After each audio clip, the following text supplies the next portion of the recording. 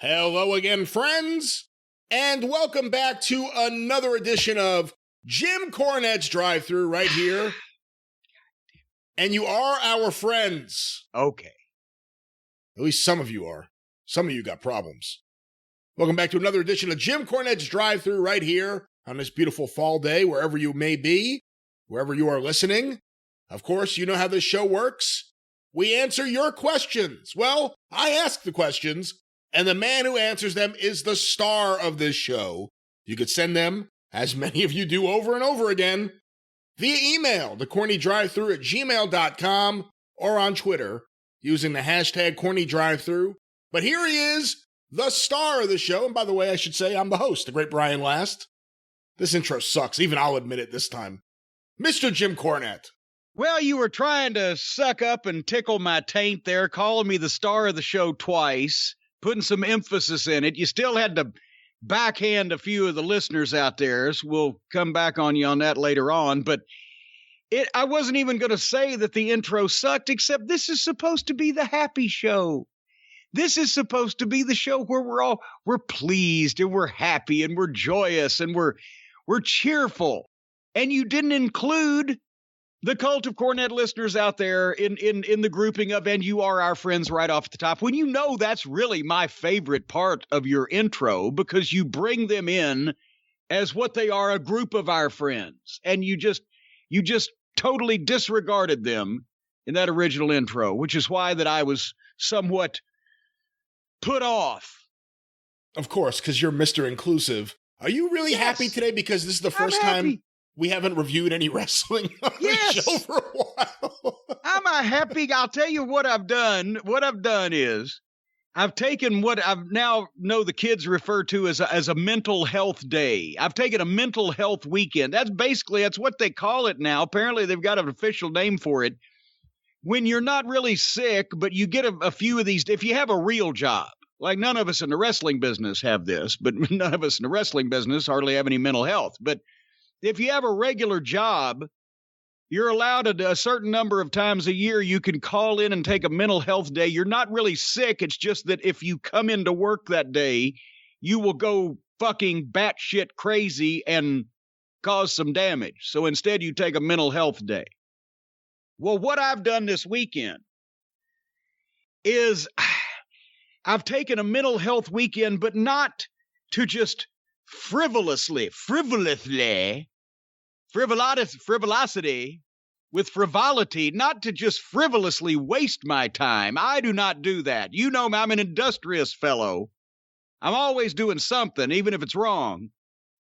But so not to just jack off and eat tortillas or Doritos or tortillas or whatever the fuck over the weekend, but to get something done to help my mental health. I apologize to the people that I owe phone calls or emails to, and there's always a lot of those, because I return very few of any of those things because I don't have time.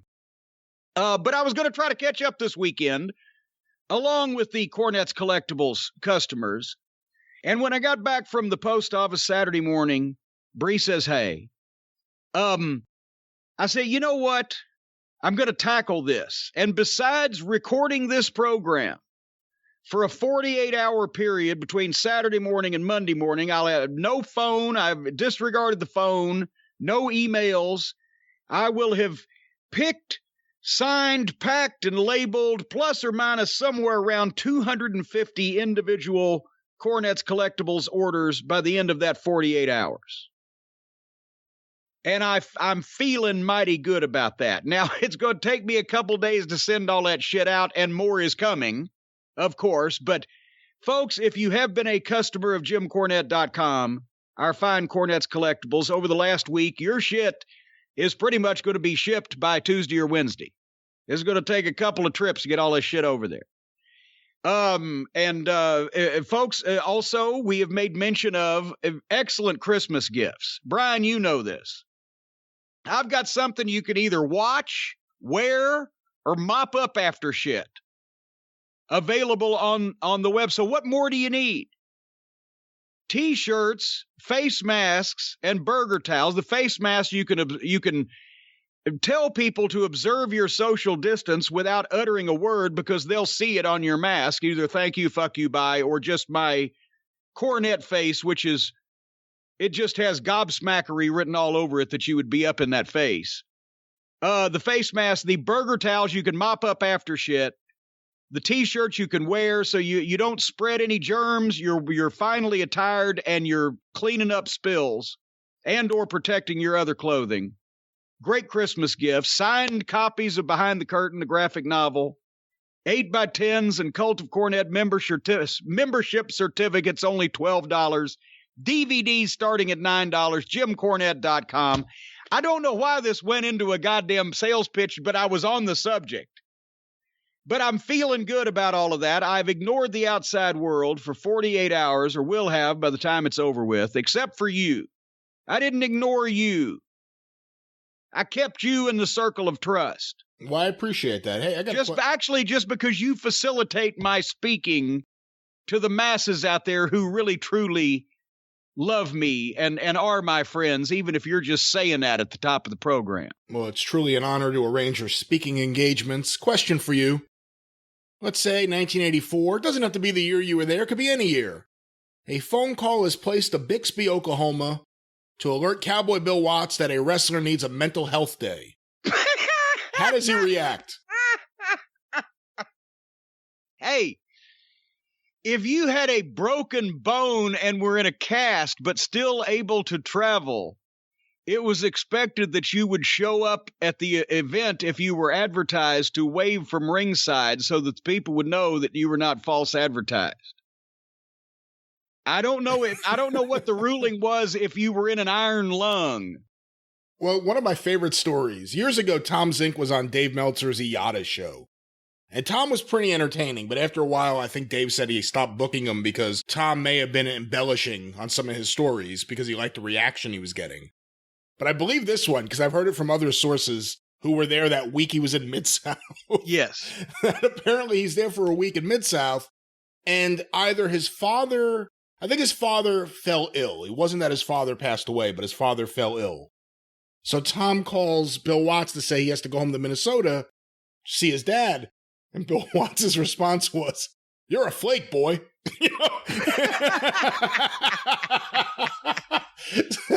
Well, as a matter of fact, without knowing it, you're prefacing one of the things that we're going to talk about later on here on the program. We won't do it right now. We'll save it a few minutes. But one of the emails, I've got an email from one of our listeners. I didn't want you packing a drive-thru.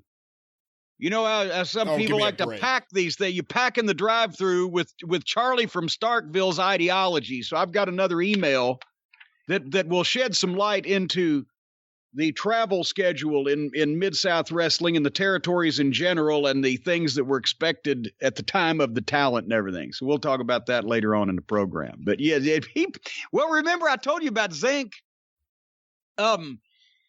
The first time that they did any kind of a drug test in WCW was like that early 1990 period.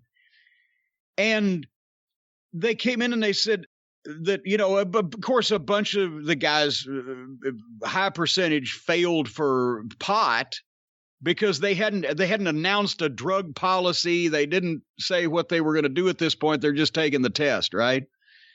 But apparently Zenk's level for pot was so astronomically high that I think it was Barnett that said, "Do you think we should call him in and have a talk with him?"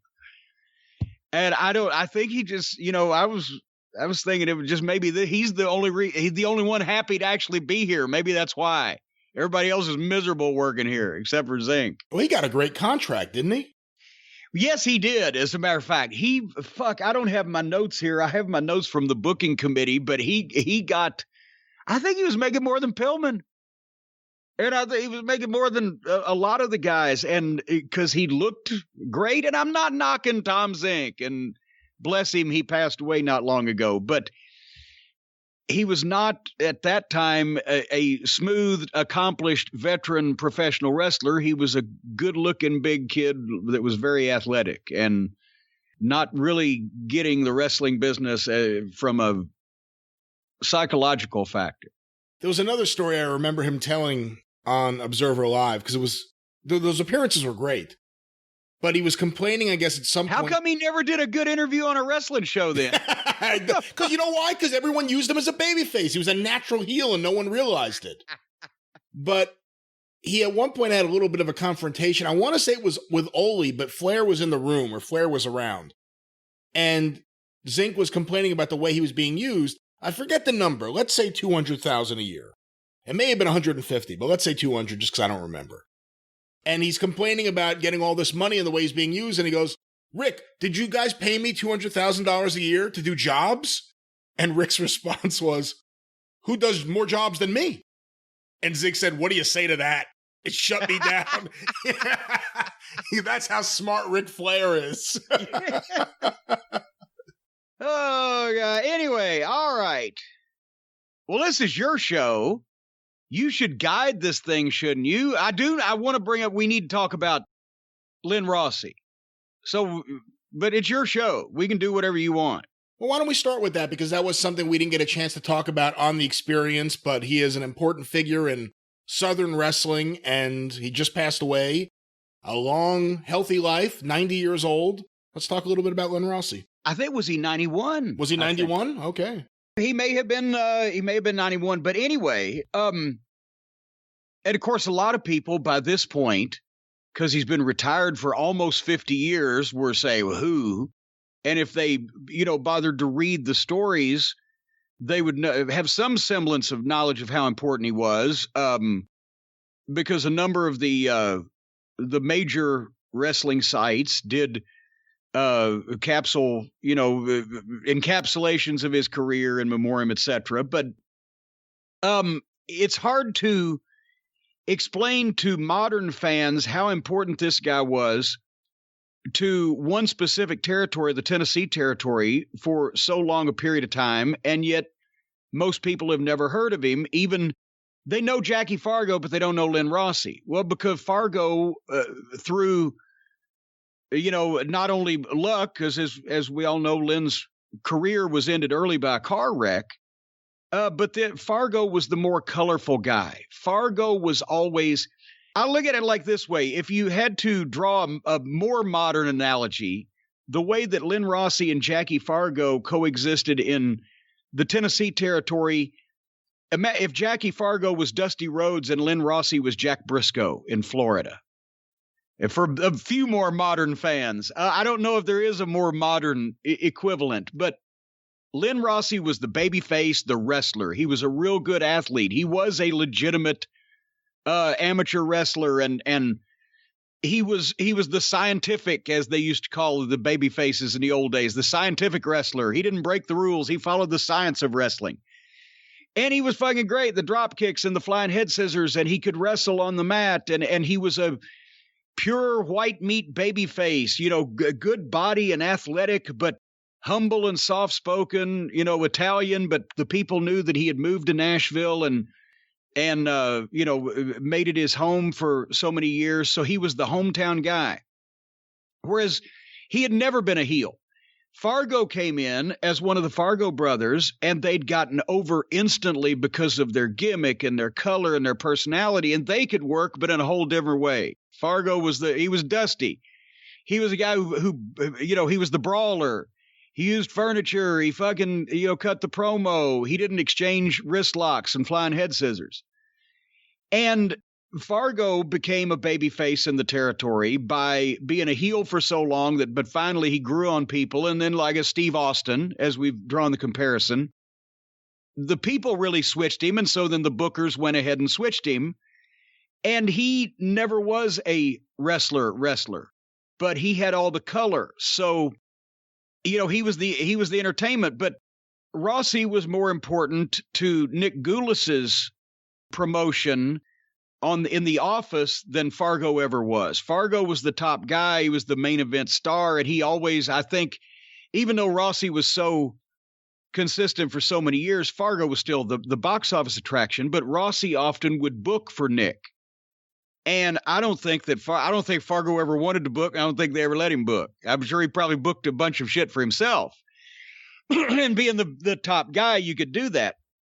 But Rossi was always the faithful guy. And that's why when the split happened between Jarrett and Nick Goulas, even though Rossi was mostly retired at that point because the car wreck had happened at the end of 72. Len Rossi was never a big deal in Jerry Jarrett's towns. Fargo was. Even before Jarrett split from Goulas, when Jarrett broke off and established didn't break off, but it opened up Louisville and Evansville, Indiana, and was booking Memphis, and that ended up becoming a separate territory. We've talked about this on the program. In the late 60s, early 70s, the Tennessee territory under Nick Goulas was so big, had so many weekly towns, they actually had two territories in one. Len Rossi never went to Memphis because it was on Monday nights, and that was when Birmingham ran. And he was the undisputed, top most popular guy in Birmingham. And that was Nick's town. Roy Welch and later Jerry Jarrett ran Memphis, and that was their town.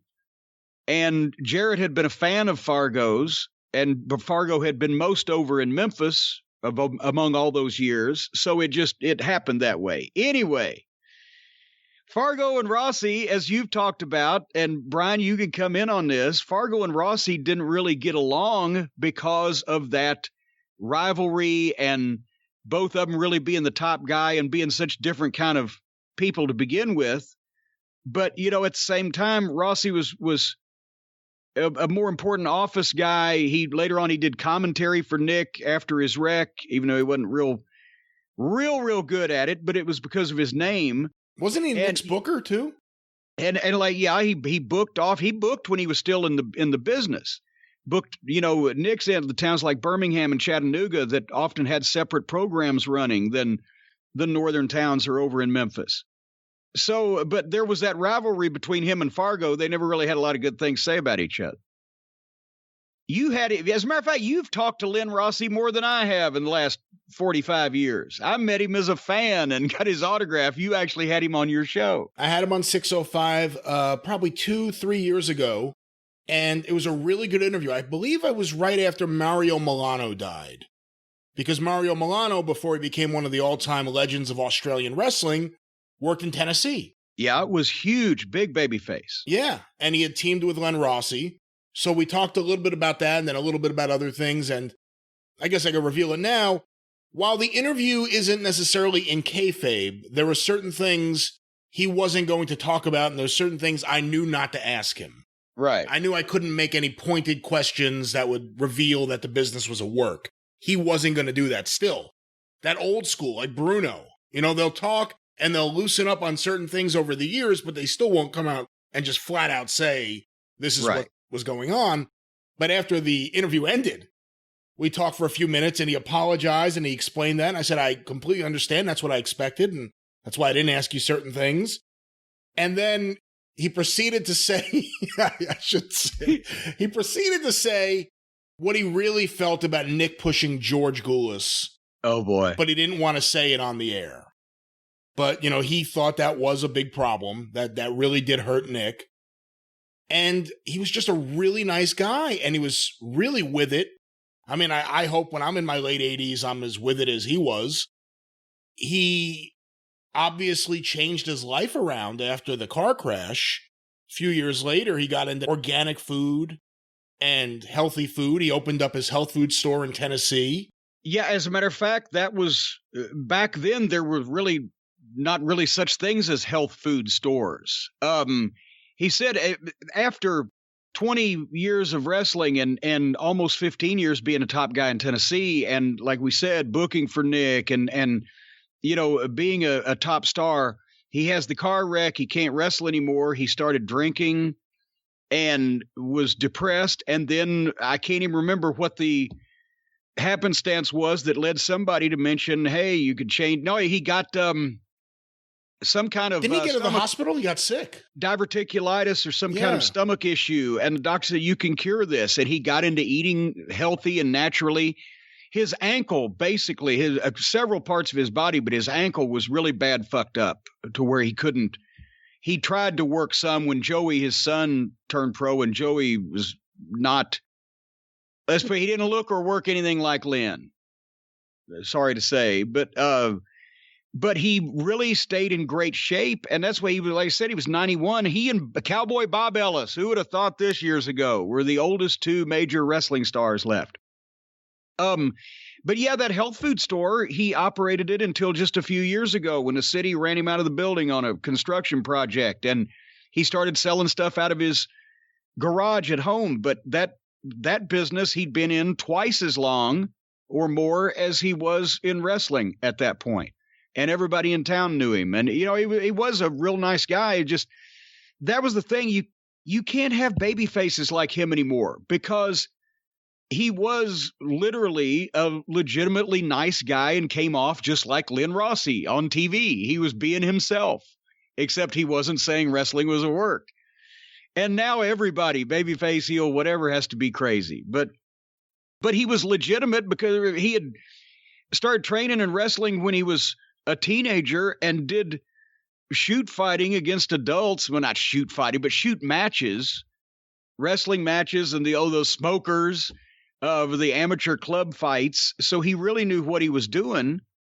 So the people could believe that, but at the same time, all he had to do was be himself. And that's why they picked him to be with Bearcat Brown, I think. Because Jarrett was fiddling around with it in his booking. Bearcat Brown and Johnny Walker, before Bearcat teamed up with Len Rossi, had been a team briefly, but they put Bearcat Brown and Len Rossi together as the first mixed, integrated, however they sold it, black and white tag team in the Tennessee area, which took in Birmingham, Alabama as well, which was a hot spot in those days. And this was 1969. But it worked because the black people loved Bearcat Brown and everybody loved Len Rossi. And if Len was teaming with Bearcat, well, then it had to be okay. And so there was no fucking problem. But then they did the angle in Birmingham where the interns and Ken Ramey painted Bearcat Brown white on Birmingham television. And they sold out the Boutwell Auditorium weeks and weeks in a row on that program. And of course, you couldn't do anything anywhere near that today. But nobody was mad at the promotion. There were no calls to take wrestling off the air. The building didn't kick them out. Obviously, they were selling out every week. 6,000 people. The heels got the heat. And as I recall, after that program, they sent the interns out of the territory because they were worried about them.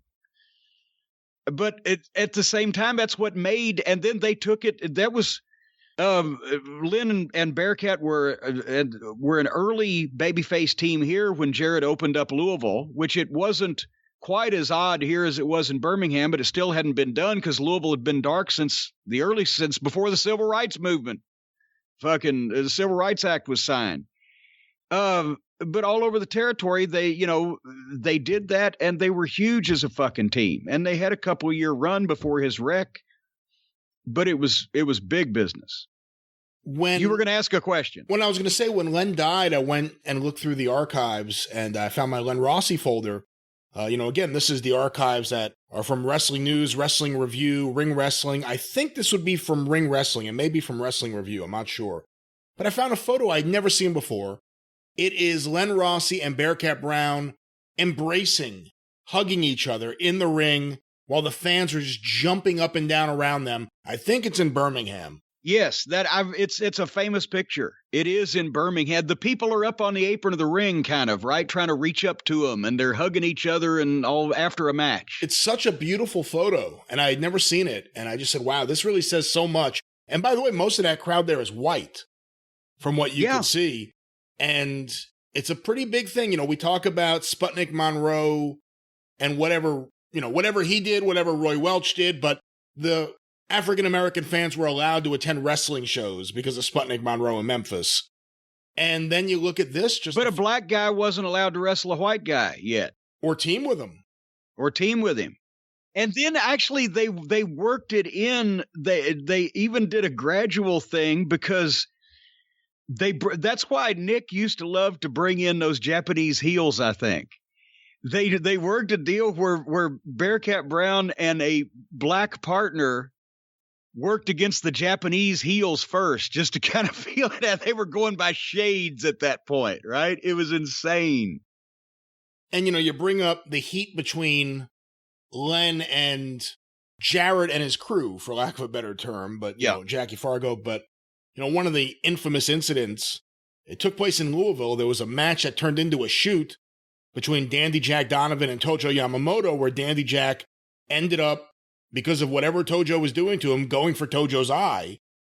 And then there was an incident a few days later in Nashville at the TV taping where they were going to do promos, where allegedly Dandy Jack Donovan was This has never been proven. It's never been proven, but that's where I'm going with this. Dandy Jack Donovan was jumped by Tojo and Jerry Jarrett and Jackie Fargo and beaten so badly, specifically with Tojo's wooden shoe. This is not on camera for anyone confused as I'm telling this, that he ended up leaving the wrestling business. I mean, that was the end of Dandy Jack Donovan. Yeah. Len Rossi, Dandy Jack Donovan told the story in Scott Teal's Whatever Happened to in the 90s. And then I believe the next issue, a letter appeared from Len and Joey Rossi, which I kind of think, going back to what I said earlier, Joey probably wrote it knowing his father didn't want to truly expose everything, but his father gave the okay to attach his name to it. And they said, we were there. We witnessed the whole thing. We saw the whole thing happen. And, again, there was a lot of heat between Len, who was the biggest star and the booker for the Birmingham end, and Jerry Jarrett, who was Louisville, Memphis, and, that heat I don't think ever went away. No, and I think because Len would have been running. See, here's the thing. Since it was all in the same company, technically at that point, Goulas Welch Enterprises, even though there were two ends of the territory, everybody did local promos at the TV studio in Nashville on Wednesday morning, and Louisville was on Tuesday night, so it makes sense it's the next day. Also, it's the next day, yeah. Yeah. Whatever. And Len Rossi would have been the one running the interviews as far as, okay, you got to talk for Evansville and you got to talk for Bowling Green or whatever, because he was booking, even though Jarrett booked his own things and did his own stuff in Memphis and etc.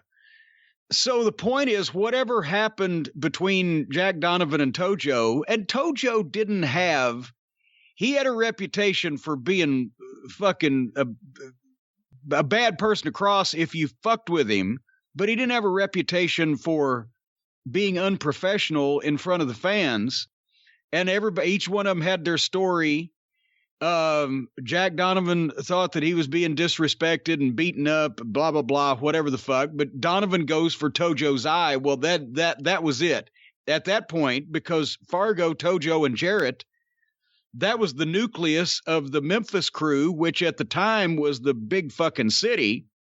And Jack Donovan's a heel that's traveling through. So they were going to fuck him up no matter what happened. Len Rossi probably didn't appreciate it, not only because they got a lot of blood all over the fucking bathroom in the TV studio in Nashville, and that's never a good thing for your television relations, but also because there was, the tension elsewhere. I'll tell you, too, thinking about that and thinking about whatever did happen, I don't think anyone could dispute that Jerry Jarrett and Tojo and Fargo were in cahoots, and whatever happened, they were together. It really makes you think about how hurt Jarrett must have been when he finally in 77 went off on his own, and Fargo and Tojo don't go with him. They stay with Nick. Yeah. Well, and they turned out they made a grievous error in judgment. But they, at the time, I think there was probably a thing where they'd worked for Nick for fucking 20 years at that point. And there was some loyalty, but also I think they thought that, Jerry might be fucking up with doing this, starting on his own like that. And they didn't want to, at that point in their career, choose the wrong side. And within a short period of time, they had realized that the worm had turned. But Jackie didn't come back for 2 years. And how long was Tojo? It was about the same amount of time. Jarrett kept him out for a couple years to just make the point. Had Fargo been back, I guess he would have, before you did that interview with him, before you were when you were just a photographer. Oh, yeah. No, remember they came back in 79. Yeah, and you gave him the Wrestler of the Decade Award in 1981? Yes. Well, we were forward looking at the point. Who's going to fucking time? No, it was for the previous decade. Truthfully, that's the way it was presented. I don't know if I got that out or not, but it was for the previous decade. Another thing I think it's important to point out, you brought up Joey earlier, is just how much his son Joey meant to him. And I know that when I talked to him a few years ago, which was several years after Joey had passed, I think it was cancer, it still really affected him. And he was really, he told me after the call how thankful he was that we got to talk a little bit about him and just make sure that he was brought up. And it's still, obviously anyone loves their son, but it was a very special relationship between Joey and Len. Yeah, and I think it was probably for the best that Joey did not try to pursue wrestling any longer than he did. Even though obviously we're growing up and your father's that big of a deal, you want to do what he did, and everybody else in Tennessee, their children would carry on the name, but he wasn't good at it. He wasn't the athlete that Len was, and it was to the point every once in a while, the first few years, where the fans were like, whatever his match came on, it was, and then I guess he got into some type of local politics or representatives or something. Joey did for a career, actually. I remember seeing that somewhere. I don't know. And, just again, a remarkable career. Len Rossi, an Italian guy from the Northeast, becomes the biggest babyface in Tennessee and Alabama. It really is pretty remarkable. Well, see, the Southern people, wrestling could break down stereotypes here down south, for heaven's sake. But anyway, yeah, it's a shame, but yeah, Len ended up being in the health food business more than twice as long as he was in the wrestling business, and living to 91. That's amazing. And, because he took a lot of bumps over that time, but that showed those guys, it used to guys that have 20-year careers or more, and if they retired early, it was because of car wrecks and shit. Now everybody's retiring early because of the shit they're doing to themselves in the ring. Anyway, I talked to my good friend Rich Bikini the other day. He managed to slip through the cone of silence that's over the castle, and because we had to discuss something. And one of the things that we talked about, I wanted to bring up on the program here, because we were talking about just some of the old great wrestling arenas closing down, and the new arenas all looking the same and not having personality. And, they got then Providence, Rhode Island up there near where he's from. They've got the Dunkin' Donuts arena. The names are so silly. And one of the buildings that we brought up was the Spartanburg Memorial Auditorium, where Crockett did all those TV tapings back in the 80s. So people have seen so much of that building, they might not necessarily even know where it was. But it's the place that looks like a combination of a high school gym with concrete fucking posts on the edges. That's the best way I can describe it, what it looks like on TV. But that brought up when we were discussing that building and some of the things that we had done there, the difference in modern day preparation and the schedule that we used to have to keep, I guess, for lack of a better fucking word.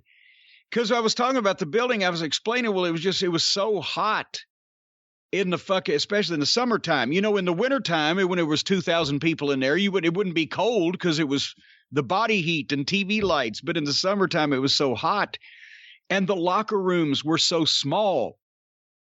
The Heels locker room was probably, let's say, about 15 by 15 feet. And as I recall, it had either one or two toilets with stalls in the actual room. So if you're in the locker room getting dressed, you're looking at the guy's ankles while he's taking a shit, right? And then that's why the baby faces got the good one, because theirs was about 15 by 15 also, but they had a little bathroom you could go into that had two stalls, but a door closed, so you could be in private, right? And the the small room about 6 by 6 feet that was in the middle of them where the monitor sat and Baby Doll sat because she was the only girl on the fucking roster and there was no place for the girls to dress. And then you go right out the door and there you either go out the back door in the parking lot or into the arena. That's it. And every member of Crockett Promotions' roster plus all those job guys would be jammed in there on top of one another. That's why we would only be asked to arrive an hour before bell time. That was standard back in those days, even for TV tapings. So if the bell time was 7:30, we'd get there at 6:30. We'd go in, put our stuff down, look at it. JJ would have taped a piece of paper up on the wall with the lineup written in Dusty's fucking shorthand where he wrote down a nickname or a initial for everybody. Versus so-and-so. And once you knew what you were doing, then you'd get back outside, go back outside, especially in the summertime in the parking lot where the fans couldn't come out, where you could get some air. And also that you might do some bird watching, look for some pigeons that would come to the top of the hill and chirp at you. So you'd make arrangements on how to feed them. But the show started at 7:30. They rolled tape on the first hour of syndication, which was NWA Worldwide Wrestling in those days, which was live to tape. There was no post-production. If the announcers pitched to a VTR, they rolled it in the truck and then came back to the announce desk or to the interview set or whatever. And so the first taping was done at 8:30 because at 8:30, yeah, that was a fucking hour. Then you took a 15-minute intermission. Then you did the second taping, Mid-Atlantic Wrestling, which later became NWA Pro, live to tape, roll the tape. They even rolled 3.5 minutes of black for the commercials. Boom, that's over with at 9:45. You put your dark match on, you're done at 10 o'clock, and you're out of the fucking building. Because everybody had to get up and go to school the next day or go to work or do whatever the fuck the normal people did, so they didn't want to sit there till fucking midnight either. So that's it, and with 2,000 people jammed into that building, which you could just barely get them in, and some of them would have to fucking look around, concrete columns in the back corners of the bleachers or bend over to see the ring from the overhang of the ceiling or whatever. But we were only in there for 3.5 hours, and we got 2 hours of television, an intermission, and a fucking main event dark match out of it. There was no, that's why we started laughing when I said we didn't go over shit because we never got to, we were talking about the old buildings. I never saw the inside of them without people in them in a lot of cases because we were never there before the doors were open for the fans to be in the arena. So we never went outside till it was time for the show. So in Spartanburg, that's where the James boys, Brian, as you remember, fucking kidnapped me and put the noose over my neck and tied me to the back of Baby Doll's pickup truck, etc. We were doing live lynchings with no rehearsals. It was like Dusty would bring us in and say, okay, here's what we're going to do. So the James boys are going to hit the ring and Cornette would grab you, we'll put the rope around your neck and Meg going to carry you and I got the rope and we're going to take you out back and the camera will follow us. And then when we tie you off to the bumper hitch, then here comes the Midnight Express, try to save you. And Baby Doll, I'll jump in the back and I'll slap the window and you just take off. But they've already got the noose from around his neck. Okay. There was no thought to, should we walk through this? Which is why the shit didn't look so fucking choreographed and planned as it does today. It gave it an element of spontaneity. You can't deny that, right? But now guys are in the building for a TV taping at fucking noon. It might be earlier now. I think it used to be either noon or 1 the last time I was around paying attention. And you're there till fucking, past 11 o'clock at night or whatever, depending on the time of their live television and the WWE or whoever's doing what. And they've wrung every bit of spontaneity and life and ad lib and out of it with just going over and producing and rearranging and choreographing. And it's it's just wrung all the life out of it now. I think that's one of the big reasons why everybody says, yeah, that shit in the 80s, goddamn it. It looked like they kind of meant it. Because we were making half of it up as we went along, trying to fucking do what Dusty or in other territories, whoever the booker was, said, well, you can do this. And it sounded good at the time. Sometimes you have to fucking make changes in the middle. Sometimes you should teach Baby Doll how to drive a stick so she wouldn't nearly behead me. But anyway. Let's be honest. She may have wanted to behead you. Well, she may have been anxious to. But the point is, that got me started thinking about the differences in the wrestlers' schedule on the road. And you hear all the guys these days. And I'm not going to piss on everybody. Being on the road, especially now if you have to fly, is ludicrous. And just traveling now, even before the pandemic, is just a pain in the ass. But I hear so many of the guys these days talking about the travails and trials and tribulations of being on the road all the time. And then I look at the schedule and I go, the worst thing about the modern wrestling schedule on the road and the travel has to be the fucking boredom. I don't know how these people do it out of the boredom. It's the last thing that we ever were in those days, except on occasionally some car trips, was bored. Because we were usually in a panic to get somewhere or to get back from somewhere. So there was very little book, because now guys fly everywhere. So they're just sitting on planes with somebody else doing the work, or they're waiting in an airport for somebody else to tell them when to leave, or they're in the fucking building for these TV tape. Even the fucking outlaw shows now, they all get together because, hey kids, let's put on a show. They want to visit with each other beforehand. So they sit in the fucking shows all fucking day. And the poor guys at Ring of Honor now, I've just read on the internet, part of the COVID protocol is they come in a week early and sit in a hotel room by themselves for a week to make sure that while they're being tested and everything, and have food delivered to the door. What the fuck? I would go out of my mind. I would turn a Hampton Inn into a bell tower if I was in a hotel room by myself for a fucking week. But somebody, I'll have his name here in a second, somebody sent another email that tickled me and got me started thinking about all this stuff. I'm going to tie this whole thing together in a minute, Brian. Are you tired of waiting? I'm curious where you're going. Okay.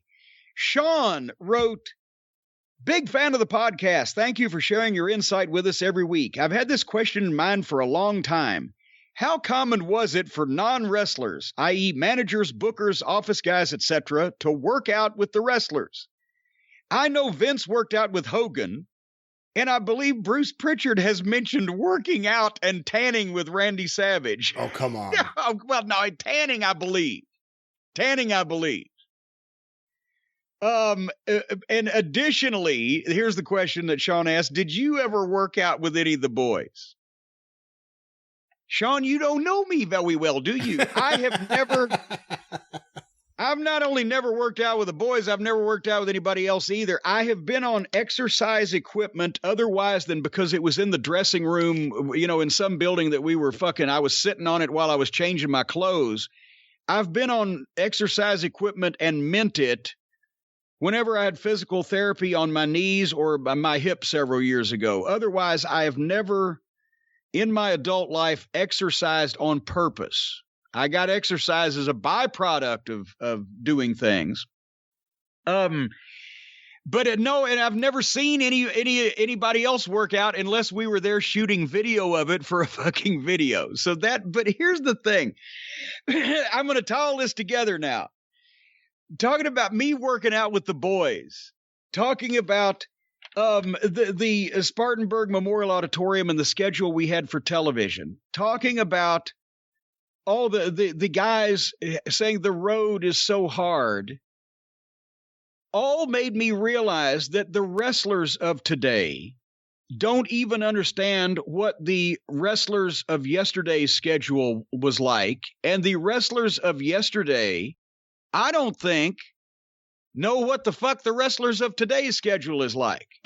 because it's completely different, and we're getting two different products because it's being produced in two completely different ways now.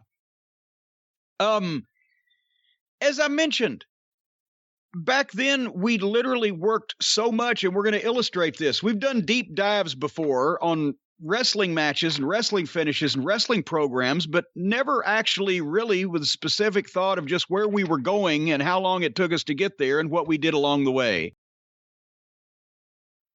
Even the guys in the WWE pre-pandemic when they were running house shows, am I correct in assuming, Brian, that they were on a 4-day-a-week schedule?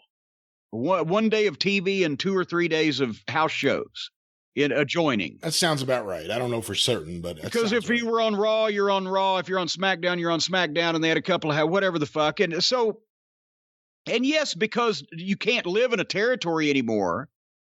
You can't just drive to the show anymore unless it just happens once a year or so to be where you live. So that requires flying out, and then the next day after a show, you got to spend most of the day flying back. So that shoots a lot of your week. But you are going to those shows and sitting there, especially on the television taping, to be in the building for 10 hours or so, at least a number of hours at the house shows. The independent guys we mentioned, if it's not the WWE, the independent guys that work over the weekends, most of the time, nobody runs wrestling shows these days on Mondays, Tuesdays, and Wednesdays, usually not Thursdays. It's usually weekend work, right? So the guys are out on the road on the weekends. And they say it's so tough to eat on the road. It's so tough to train on the road. It's so tough to get there where we can rehearse our matches on the road. They don't. I sympathize with everybody that has to be away from home. But, Brian, you know the difference. Do you honestly think that anybody today can claim a more difficult, any performers in the wrestling business today can claim a more difficult travel schedule than any of the guys had in the territories in years gone by? I mean, there were some territories that light schedules, but primarily I would say no. And that's what the Fullers were, very popular people because they always operated and started up short trip territories. Knoxville was a short trip territory. Pensacola, a short trip territory. Florida was a popular not only because you got to work with Eddie Graham, also because the weather was great most all the year, but also because you really only worked in the one state. And that fucking, Jacksonville was occasionally a pain in the ass, or what was it, Tallahassee, but, whatever. But anyway, now all the guys spend all their time talking to each other and overthinking their shit and going over their shit endlessly and spending all their time trying to make every television match the main event at fucking WrestleMania. And then they're bitching about being on the road when the road for them is the easiest part. Here's another thing, training and eating right. When I was in the WWF in the 90s, the catering was what Vince McMahon considered what athletes should eat. Unseasoned grilled chicken breasts, plain fucking pasta with some kind of goddamn, a little Parmesan cheese you might could sprinkle on it, salads and fruit, and none of it was all that fresh. It was fucking rotten catering. The last time I went, when I was down there for the Hall of Fame thing in 2017, catering had been turned into a 5-star restaurant. I never ate the catering in the 90s. I always either sent Downtown Bruno or Brooklyn Brawler out when they would go on a food run for one of the stars. I'd give them some extra money, or I'd bribe one of the local guys that wasn't working to fucking go get me a cheeseburger. But the catering was fucking awful. It was food for people who just ate because they needed to do it to be healthy, but they didn't want to enjoy it, like Vince. The fucking modern catering, as I said, I had the best salmon I've ever had. They had beef. They had seafood. They had chicken. They had goddamn condiments. It looked like a convenience store. I spent all my time in there, especially the WWE guys. They're on the road. Well, they've got a goddamn, I don't know if it now with COVID, but fucking catering blew my mind. Brian, in the territories, I know there were guys that ate right, and I know there were guys that worked out. Obviously, you could tell because of their physiques, and they had incredible dedication to be able to find the time to do it.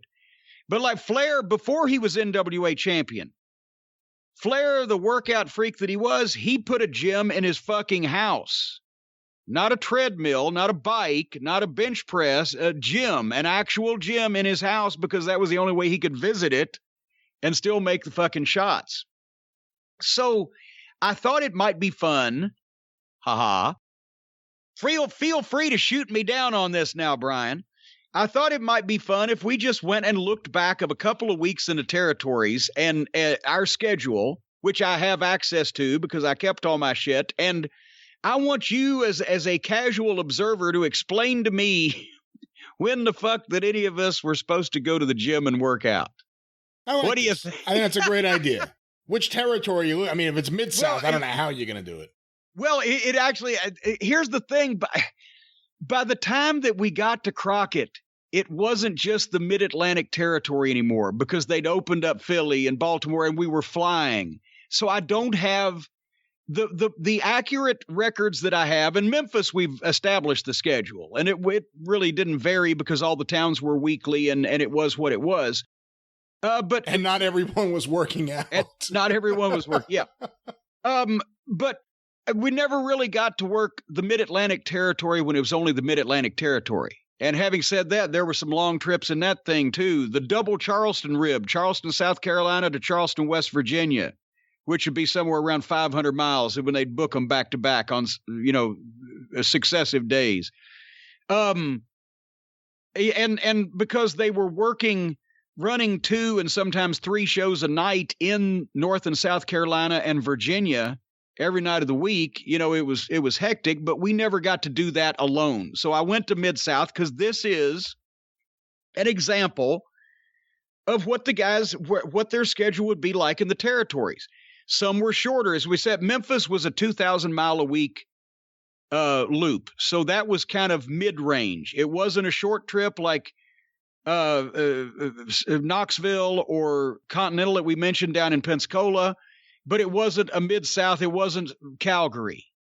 Florida was shorter, but Florida and Georgia were shorter than the Carolinas by a long shot. Fucking Vern had such a huge area in the Midwest that they had been flying from an early time anyway, and they only ran kind of a 15 to 20 day a month schedule. So anyway, the point is, when in the territories of the 70s and 80s, this is the kind of thing you'd be doing. And this is why that most of the matches were called in the ring. This is why that everything that was done had a more spontaneous feel to it, because it was probably the first time that it had been done, or especially on promos. We did very little shit over, called the matches as they happened, heard the finishes an hour before we went out to do the match, and in a lot of cases not able to speak to the opponents.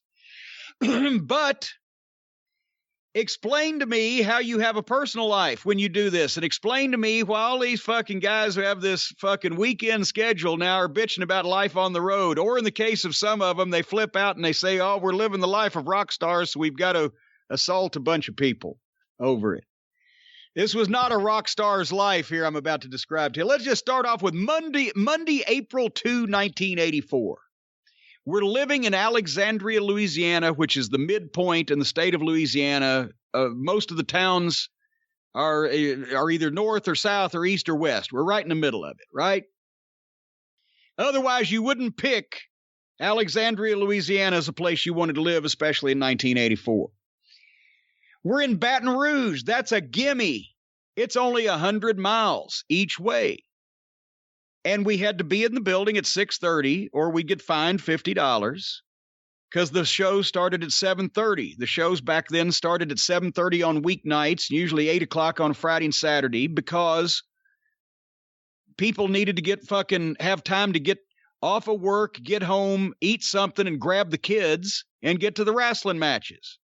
and they didn't want to stay up past 11 o'clock on weeknights. So you tried to have the show over with by 10 so the guys could get on the road and so the people could get home because they wouldn't bring the kids back next time if they kept them out too late. So the show ran from 7:30 to a little before 10 o'clock. I don't care if there were 5 matches or fucking 12. Somehow it worked out. So for that, we'd leave about 4 o'clock in the afternoon. I'd meet the boys, Bobby and Dennis. Bobby and Dennis and I would meet right next to the McDonald's in Alexandria, because that was where Dennis was living at the beautiful Alexandria Motor Inn. And we'd get lunch at actually, it'd be lunch for me and dinner for them, because they would have gotten up somewhat early. Dennis used to work out in those days. He was lifting and going to the gym, and he was single at this time, so he had some extra time. He'd get up and occasionally go to the gym and work out somewhere back in those days. Bobby was married, but Bobby did cardio every night when he was in the ring. Can you think of anybody, Brian, in 1984, the way they worked, that got better cardio every night from just wrestling than Bobby Eaton? He's in constant motion. Perpetual motion. Yeah. At one time, I reached up to give him the Iggy, grab his leg and give him the Iggy on a referee spot, and I grabbed his calf, and I thought I'd grab the ring post. He was hard as a fucking rock. He just had no muscles that would show. Anyway, so we'd leave at 4 o'clock. We'd have lunch at McDonald's. We'd fucking get to the show at 6:30, the Baton Rouge Centraplex. Bell time 7:30. Show'd be over at 10 o'clock, and we're back on the road, and we're home by midnight. Baton Rouge was an easy one. Of course, after we got out of there, well, if we got back before midnight, I would eat at home.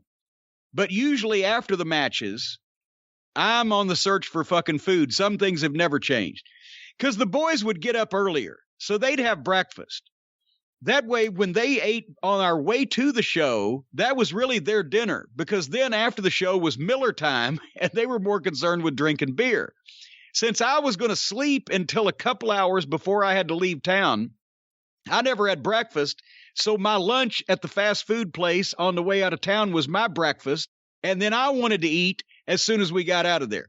But since I was usually driving back, sometimes even if it wasn't my car, if it was late at night and the boys wanted to drink, then they humored me on the food. But anyway, the next day is another short trip, Shreveport, Louisiana. It's 130 miles from Alexandria. Of course, there were no north-south interstates in those days in the state of Louisiana, so it was all state highway. So you'd leave about 3:30, get there about 6:15, just so Grizzly wouldn't find you.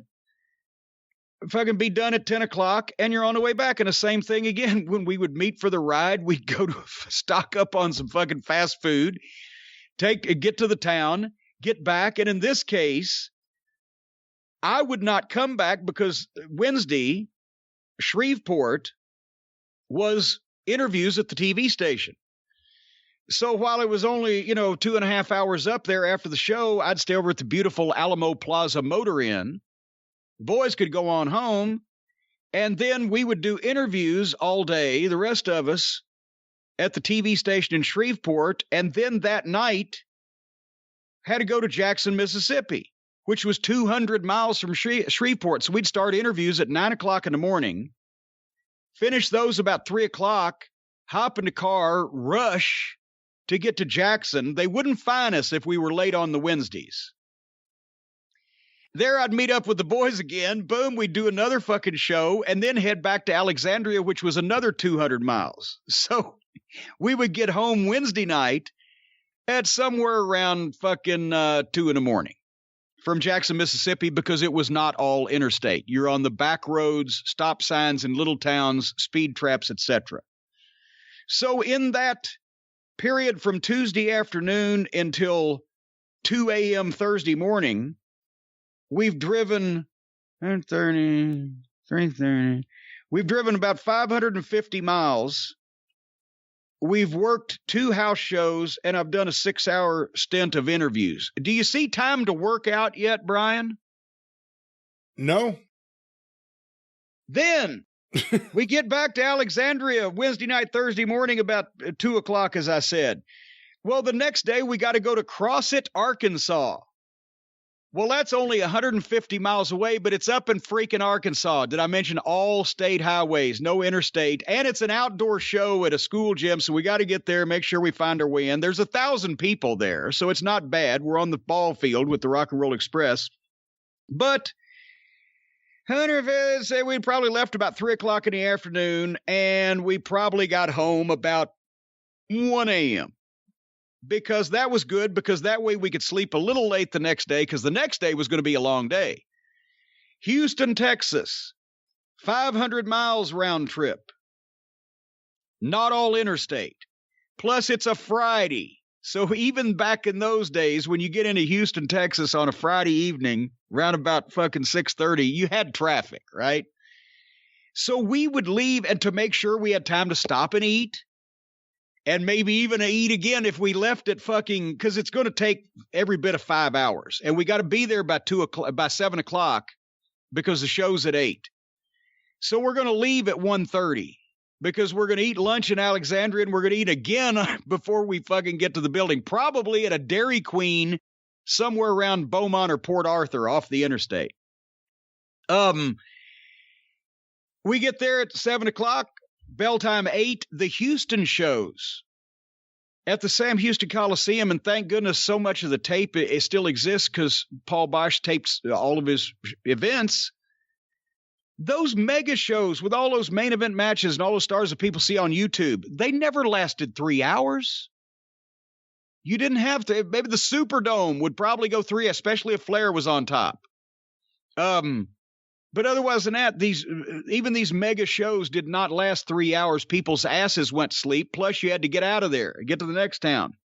So we'd be on the road by 11 o'clock. Out of Houston, nighttime travel was a little quicker. So we would goddamn probably be back home, about fucking 3 or 3:30. And of course, you got to find something to eat. Back in those days, even the all-night drive-thrus were few and far between. It's not like it is today. There were basically restaurants and interstate exits were fewer and farther between in those days to begin with. A lot of times when we'd come back from Little Rock, Arkansas, we'd stop and eat dinner at a gas station because that was the only food that was still open between Little Rock and the Arkansas state line headed south. They did have wonderful smoked sausage on a stick, though. But anyway, so we're back from fucking Houston with whatever the fuck we've eaten still strewn all over the back seat of the fucking car. About 3 o'clock in the morning. By the time you go to bed and get up, normally it would be noon, but in this case, the next day we got up earlier because the next day was New Orleans at the Superdome. Now, Houston was a 500-mile round trip going west of Alexandria. New Orleans was a 400-mile round trip going the other direction, east. And this was the first Superdome show, so I had to go down early and pick up Mama Cornette from the airport, who came down to see me. However, let's just say it was a typical New Orleans show. It's 200 miles. Again, it's not all interstate. You don't want to be late to the Dome because of the traffic situation. It's downtown. So to be, and they did want us to be there earlier. So we probably left somewhere in the area of 1 o'clock in the afternoon. Drive 3.5 to 4 hours by the time you stop and get something to eat. You're there at the Dome. That's the latest show you'll be at. So we probably got out a little bit before midnight, dropped Mama Cornette back off at her hotel so she could fly out the next day and go back to Alexandria and get back literally at fucking 3 o'clock in the morning again. But it's okay because we don't have to leave, Brian, for Oklahoma City, Oklahoma, a nighttime show the next day on Sunday, not afternoon like it usually was, but a nighttime show until somewhere around, wait a minute, let me do the math, until somewhere around 11 o'clock Sunday morning. Because it's 530 miles from Alexandria, you had to take the state highway up to Shreveport, turn left, take the interstate 210 miles over to Dallas, turn right, and go another couple hundred miles up to Oak City. That was the quick way to do it. So we were back in our hometown about 8 hours, turned around, left again, got to Oak City for the evening show, about 6 o'clock, because as I said, that at that time was about between a 7 and 8 hour drive. And then we stayed over that night because the next day we were going to Little Rock, Arkansas, which was 330 miles back to the east of Oklahoma City. But at least it was across the interstate. They had an interstate up there even back then. So that only took about 5.5 hours. So we left the next day about 1 o'clock. Are you finding any workout time yet? Do you see when we went to the movies? Do you see when we had time to go out and have the after parties from all these shows, or when we got to the building early so we could practice stuff and rehearse things and hang out with our friends? So after Little Rock, then the fun begins. That's a Monday. Well, there was no interstate whatsoever between Little Rock, Arkansas and Alexandria, Louisiana. It was 270 miles of state highway through every little town with stop signs, 2-lane road. So even at night, with no traffic, it would take every bit of 5 to 5.5 hours. So we would get back from Little Rock somewhere around 3:30, 4 o'clock in the morning. But it was a good thing because the next day was Lake Charles, and that was easy. That was only 100 miles. And so we could leave about 4 o'clock in the afternoon, so we'd catch up on our sleep. Every day we meet for the ride, we get the fast food, we go to the show, we get out, we find some place to get food at that time of night. There's always a convenience store to get the boys beer, and we're back in a fucking car.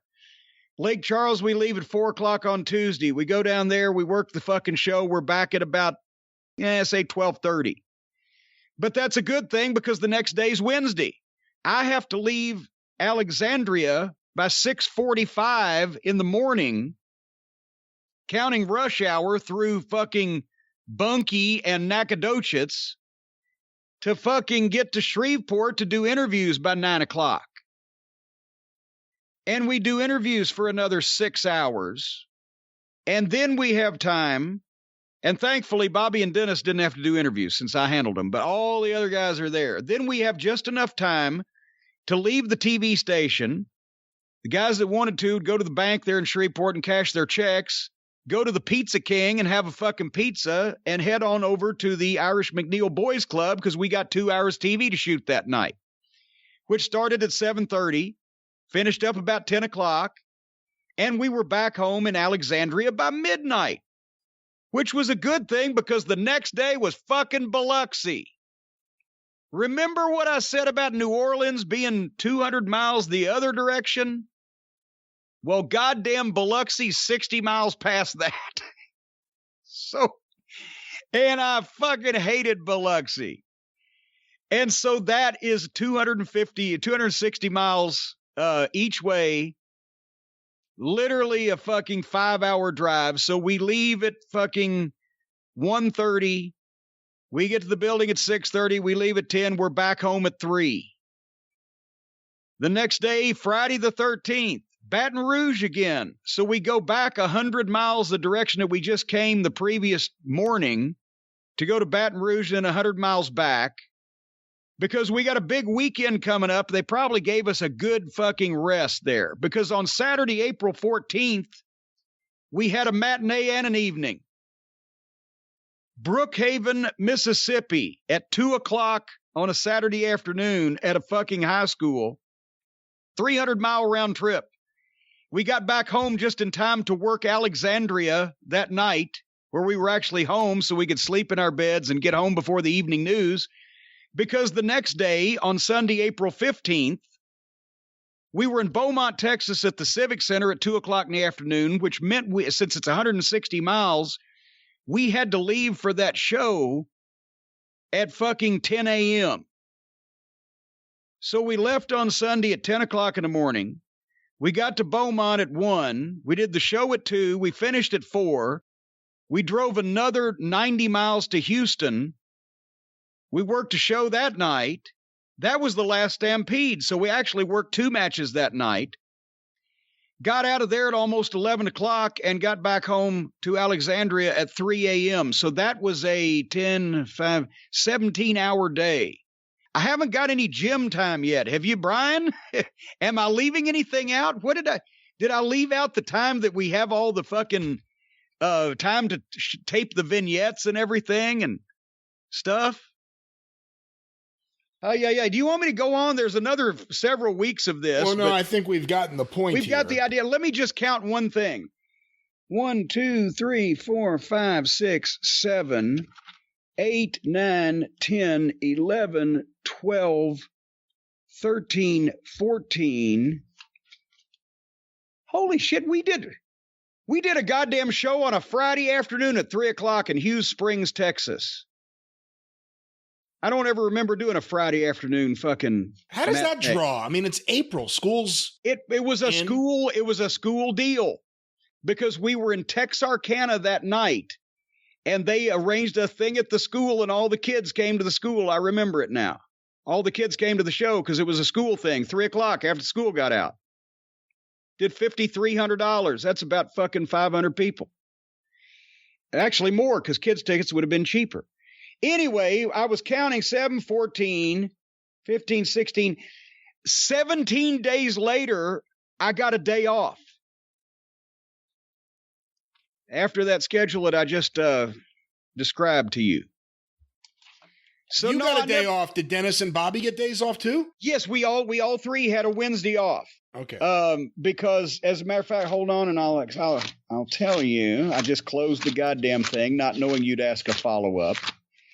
But where was it? We were off of a Monroe, Louisiana show. The card didn't quite work out. And then we had one, and these were with double shots every Sunday. And as I mentioned, that one week we did 2 shows on Friday in Texas. We were back in Alexandria for the last Stampede on the Saturday, and then did Sunday in Hammond, Louisiana in the afternoon and Lafayette, Louisiana in the evening. But anyway, after that day off that I mentioned, it was 1, 2, 3. Well, basically, it was another 2 weeks before we got another one. You didn't ask for a lot of days off, because if you asked for days off, you'd get Houston off, New Orleans off, Oklahoma City off, all the big payoffs, and you'd still be working in Hughes Springs. But that's what. So when you hear guys from the 80s in the WWF complain about their schedule, which is all over the country and a lot of it's on planes, what do you think? Who had it rougher? Guys working from Mid-South after Watts took over McGurk's territory and he had Louisiana and Oklahoma? Or guys who worked for Vince in the, let's say, late 80s? Well, late 80s is those guys. It would have been worse for me, the WWF schedule, because those guys were not only flying everywhere, which I always hated and used as a means to an end to do what I was loving, but they would actually be on the road without going to their homes for 15 or 20 days at a time. Whereas, as you can see, we would go home, and the guys in the territories would be home a lot. As far as often, they wouldn't be home a lot as far as time. You'd get home in time to go to bed, get up and leave again in a lot of cases. Even in Memphis, it was still hectic. And that was a shorter trip territory.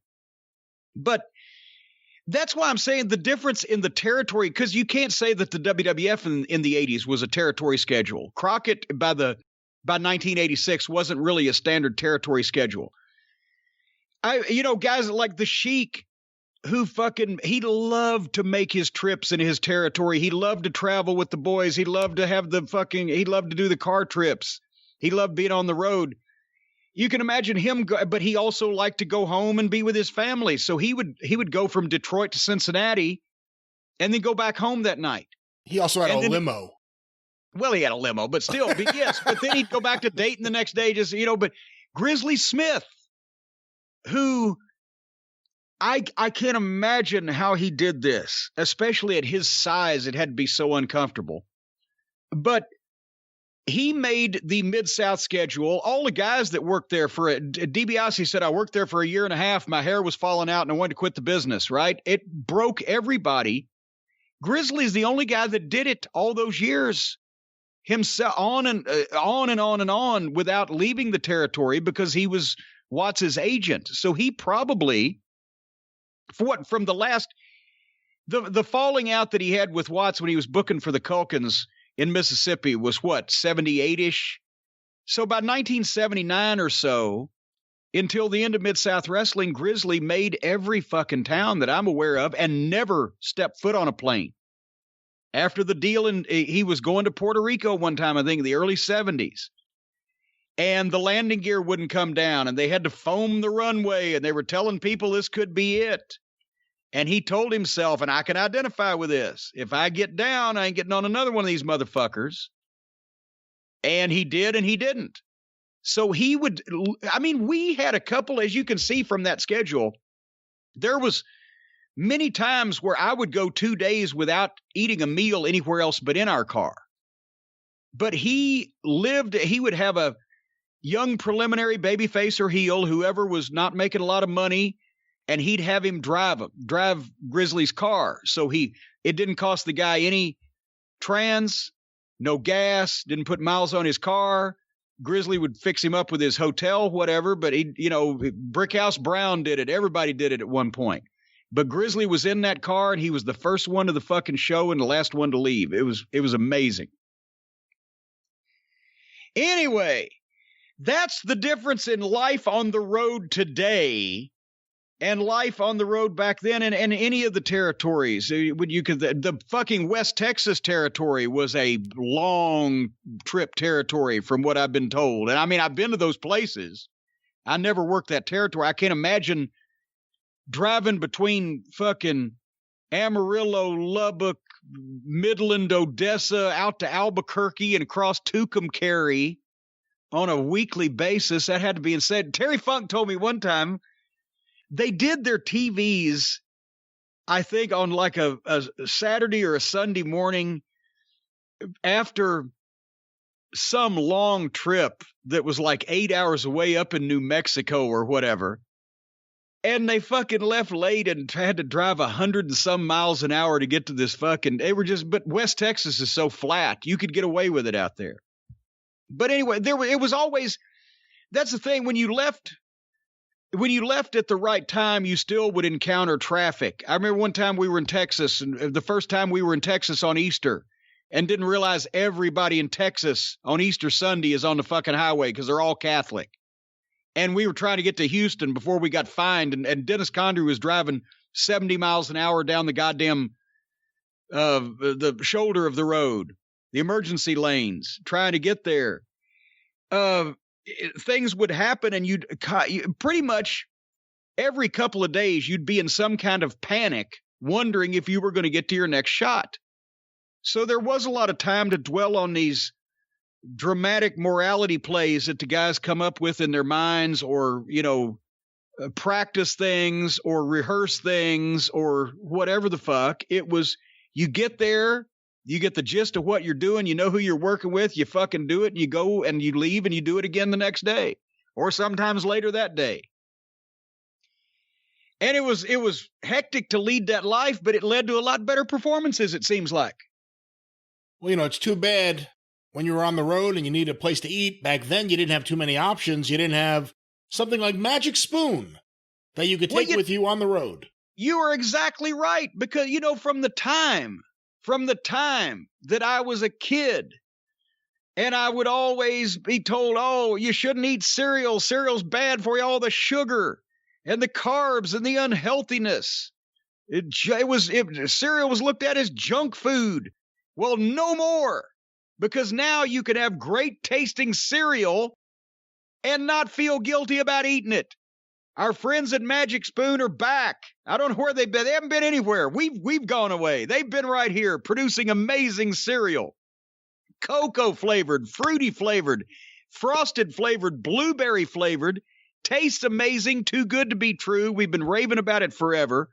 Keto friendly, gluten free, grain free, soy free, low carb, GMO free. I don't know how the heck they do this stuff, because it's so free of everything, you'd think there'd be nothing left, but it is. It's goodness. 3 net grams of carbs in each serving, 11 grams of protein, no sugar whatsoever. Your kids are eating it. Stacy eats it. You eat it. You can take it around like snack, eat it like popcorn. You don't even need to put the milk on it. It's amazing. Are you still in love with your magic spoon? Oh, yeah. I love that frosted one. That's my favorite. Blueberry, I think is, but the fruity, all of it's good. Anyway, folks, if you want to have the best tasting, healthiest cereal on the planet today, and that is absolutely not an exaggeration or hyperbolic, go to magicspoon.com/Jim. Grab a variety pack, get one of each, try the goodness today. The promo code is Jim at checkout. You will get free shipping. Use the promo code Jim when you go to magicspoon.com and get free shipping on a variety pack. They're so confident in the quality and the goodness of Magic Spoon. It's backed with 100% happiness guarantee. If you don't like it for any reason, they will refund your money and not even interrogate you about it. No questions asked. We thank Magic Spoon for being our sponsors, and we thank them for providing us with healthy breakfast. And unlike, as we've been talking about breakfast so often lately, unlike all the syrup and butter and bread and carbs that you like in that French toast. That's right. Put it all on me. And well, I eat healthy, low-carb sausage gravy. You need more Magic Spoon in your life. I've got lots of Magic Spoon in my life. I even got to have a special Magic Spoon bowl and spoon that I bought. Wait a minute. Now you have your own Magic Spoon bowl and spoon now? Yes. Where you eat your Magic Spoon cereal? I saw it on their website, and I said, you know what? When I have my frosted Magic Spoon cereal, I want it to be in this multicolored, psychedelic, looks like something that would have been on Billy Graham's tights in the 70s. I said, I need this bowl, and that's what I got. Well, and also it doubles it. That way you can get your hair cut. The same thing. What? Turn the bowl over the top of your head and get your hair cut. Did your mom ever do that to you? No, the bowl wouldn't fit on my head. My head was too pointy. It didn't fit right. Anyway, Magic Spoon, folks. More Magic Spoon in my diet and less biscuits and gravy is what you're trying to tell me. That's what I'm insisting on. We need you to be healthy for years to come of great podcasting and wonderful pontifications about the world of professional wrestling. I will take that under consideration. I'll try to live as long as I possibly can. All right, well, you frequently say it's my show. It's been about 90 minutes. Let's get some questions here on this show. Well, I didn't want you packing the drive-thru with all your Charlie stuff. This first question was sent in on Twitter using the hashtag CornyDriveThru from DarbyFan68. What does Jim think of AEW's plans to focus more on Kenny Omega and Darby Allin in their second year? Personally, I'm thrilled they will focus on Darby more. He has so much potential, and I have a couple quotes here. Apparently, all the various superstars of the AEW universe have been doing a lot of press around the time of their one-year anniversary show, and this was from an interview with Matt Jackson, where he said, I think year 2 is going to be all about Kenny Omega. Oh, good Lord. He's been very, what's the word I'm looking for? I guess unselfish. And he's ready to explode. So I would keep it. Why does it always have to be sexual with these people? I'm just thinking about Kenny shaking all the time. He's getting ready to explode. So I would keep my eye on him. Another one off the top of my head would be Darby Allin. He's got so much potential to be a massive star for AEW that we have to use him in the right way. And he's definitely going to be a top player. And I guess Nick Jackson also chimed in and said, Hangman Adam Page is a future world champion in AEW. So what are your thoughts about year 2 of AEW, potentially the year of Kenny Omega and Darby Allin? Well, and I'm glad he mentioned Page in there. I don't think it's any secret that we've been saying that Adam Page was one of the bright spots as far as a talent since this fiasco's been on the air, but they've made him a wishy-washy, mealy-mouthed, stumble-bum fucking drunk who's irresponsible and doesn't, fucking keep his commitments. So all of those people have become big stars. I don't know how they're going to get him Well, they can get him to the world title by just putting it on him, but I don't know how they're going to logically rehabilitate his image of being a fucking drunk that doesn't give a shit. That wasn't just me. That's the feeling you came away with from the way I can't even say booked him, but just instructed him to act. Is it not? Didn't you feel the same way? I did, but I'm thinking now it will be funny if the Young Bucks, who are teetotalers, very religious, if their booking is that Adam Page has to clean up his life in order to finally get the world title. He has to cut out the alcohol. No more drinking. No more sinning. Yeah. So, well, there's Page. And I got no... I got no problem at all with them pushing Darby Allin or doing anything with Darby Allin if they can just keep him from jumping off of shit and killing himself long enough to make a star out of him. As we mentioned, he's got plenty of charisma and athletic potential. He just does a lot of stupid shit for real and for no reason. Because he's tormented or, I don't know. He's one of these young folks that just leads a fucking unhappy life. I don't know everybody seems fucking miserable that's under 30. So I got no problem with him pushing Darby Allin. Maybe, hopefully, it was just a troll comment about Olivier. Oh, this will really be if they show us any more of Kenny Olivier than they already have, they're shooting themselves in the foot because, once again, am I the only one or am I not the only one? Are other people saying that the more they have seen of Kenny Omega, the less they wanted to see of Kenny Omega? There are certainly people saying that specifically about his promos, and a lot of people since day one have questioned the way Kenny Omega's been used in AEW, and a lot of people are, if they are Kenny Omega fans, they're missing those days of the Okada matches. Well, then they better hurry up and sign Okada, shouldn't they? Because elsewise they ain't going to get those back. And I think we've now figured out who was bearing the brunt of the work in those competitions. He can't talk.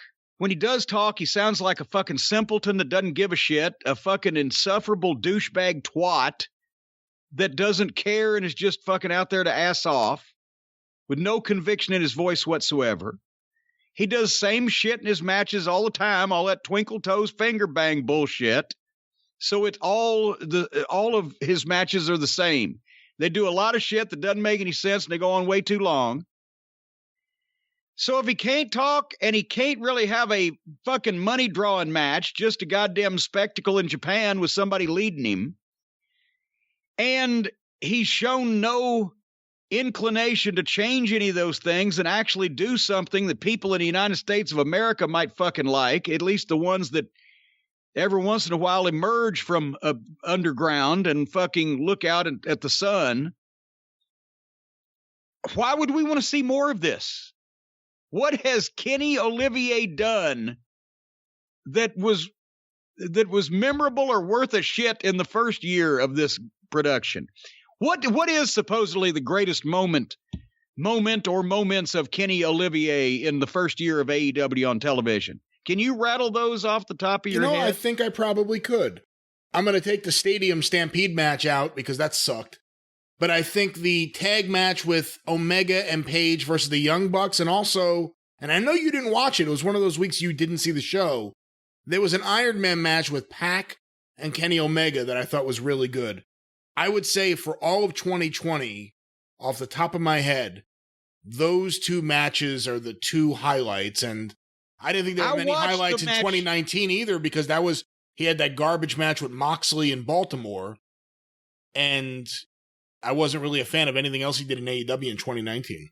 I watched the match with the Bucks and him and Page, and it was wasn't that the one that was half an hour long, didn't make a lick of fucking sense, and I was begging for it to be over by the time they finished it up? It was a half an hour long, and a lot of people think it may be the greatest tag team match of all time. All righty, well, I believe I've answered your question there that you asked. Let me ask you this, if you can objectively answer this.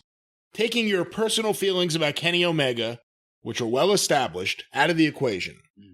when AEW first got to TV, and obviously the AEW fan base, and one thing we've seen is that their audience is the AEW fan base. It doesn't grow. It stays the same almost every week. There's a little bit of a range. It goes up and down a little bit, but it's primarily the same audience every week. That audience likes Kenny Omega. How would you have used him in the first year? I mean, they didn't push him to the top. They put him in a tag team eventually. They had a run with Adam Page, and the breakup has just been bizarre. It looks like potentially they're leading to him beating Moxley for the world title, and then that's the guy Page is going to chase, Kenny Omega. But that's going forward. We've seen how they've used him in the past. Again, your personal feelings out of the equation, knowing that the AEW fan base really likes the guy, what would you have done differently with him in year one? Well, see, the part of the problem is most of my personal feelings about him come from watching him wrestle. I've literally met this guy in person twice in my life, I think, at 2 Ring of Honor shows. Never had one meaningful, never had one conversation with him. Hello, how are you? People think, well, why is Cornette so upset over, we told the story here recently about when he sent the fucking picture of the gangrenous ankle as he couldn't make Final Battle. I wouldn't have one that booked him on Final Battle to begin with. He was doing that because he was going to be home for Christmas or whatever, and I didn't give a shit. It was the first time I saw him, as I just recently told a story. I didn't think that much of him. I thought he was an Ultimate Warrior wannabe, shaking the ropes and bobbing his head and needed to go to a fucking good training school for a couple of years. My opinion has not changed much since then because he never went to that good training school and learned anything. The unforgivable sin is him working competitively in front of fans on a show with a fucking blow-up doll. Fuck you. I'm sorry you can't come back from that. That is the equivalent to me of whatever the equivalent is of whatever people do to get kicked off of television and out of society these days. There's no way that offense, any of those offenses, is as bad to me as someone actively not only exposing the business, telling people the business is fake, making fun of it, and doing something that disrespectful all at the same time. You can't come back from that. Because he's done nothing to get sympathy with me for he does give to fucking animal charities. I haven't heard that. Or he rescued a fucking Pomeranian from a fiery building. I haven't heard that. So he's done nothing to make me like him except do the unforgivable. But having said that, you watch him wrestle and he's a fucking shits. He's a distracting, ballet dancing, prissy, prancing, fucking everything I say about him. It's goddamn ridiculous. It's all I can see. You see him making those funny fucking cheek puffing faces, the wide eyes, the Harpo Marx bullshit, pointing and prancing, jumping up and down. So you ask, how would I book him knowing the AEW fans like him?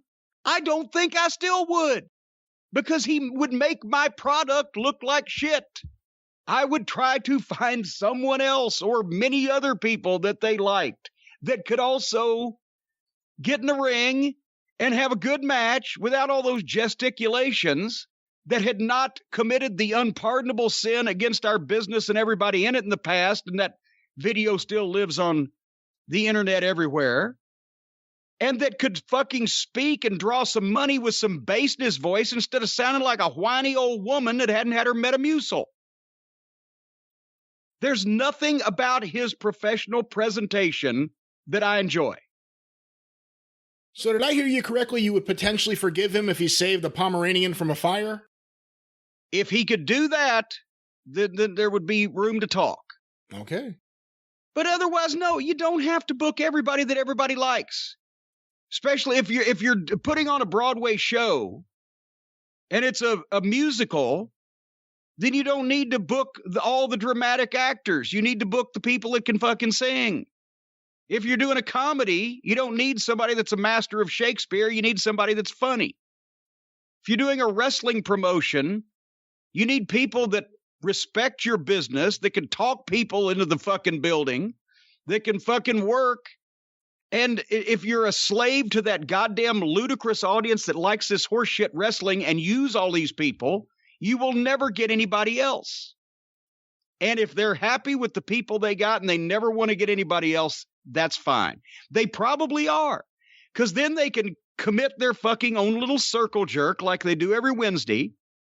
They can fucking jack each other off. They can tell each other how great they are. And they can make a silly joke of the whole thing and do a fucking Benny Hill to-do on the way out, and all of their fucking 850,000 fans will just giggle along with them. But if I can't do a fucking thing right, I'd rather not do it. So I don't believe that in this case that I would kowtow to those people. If Kenny Olivier was out of AEW and everything else was still the same, you think anybody would set the seats on fire? No.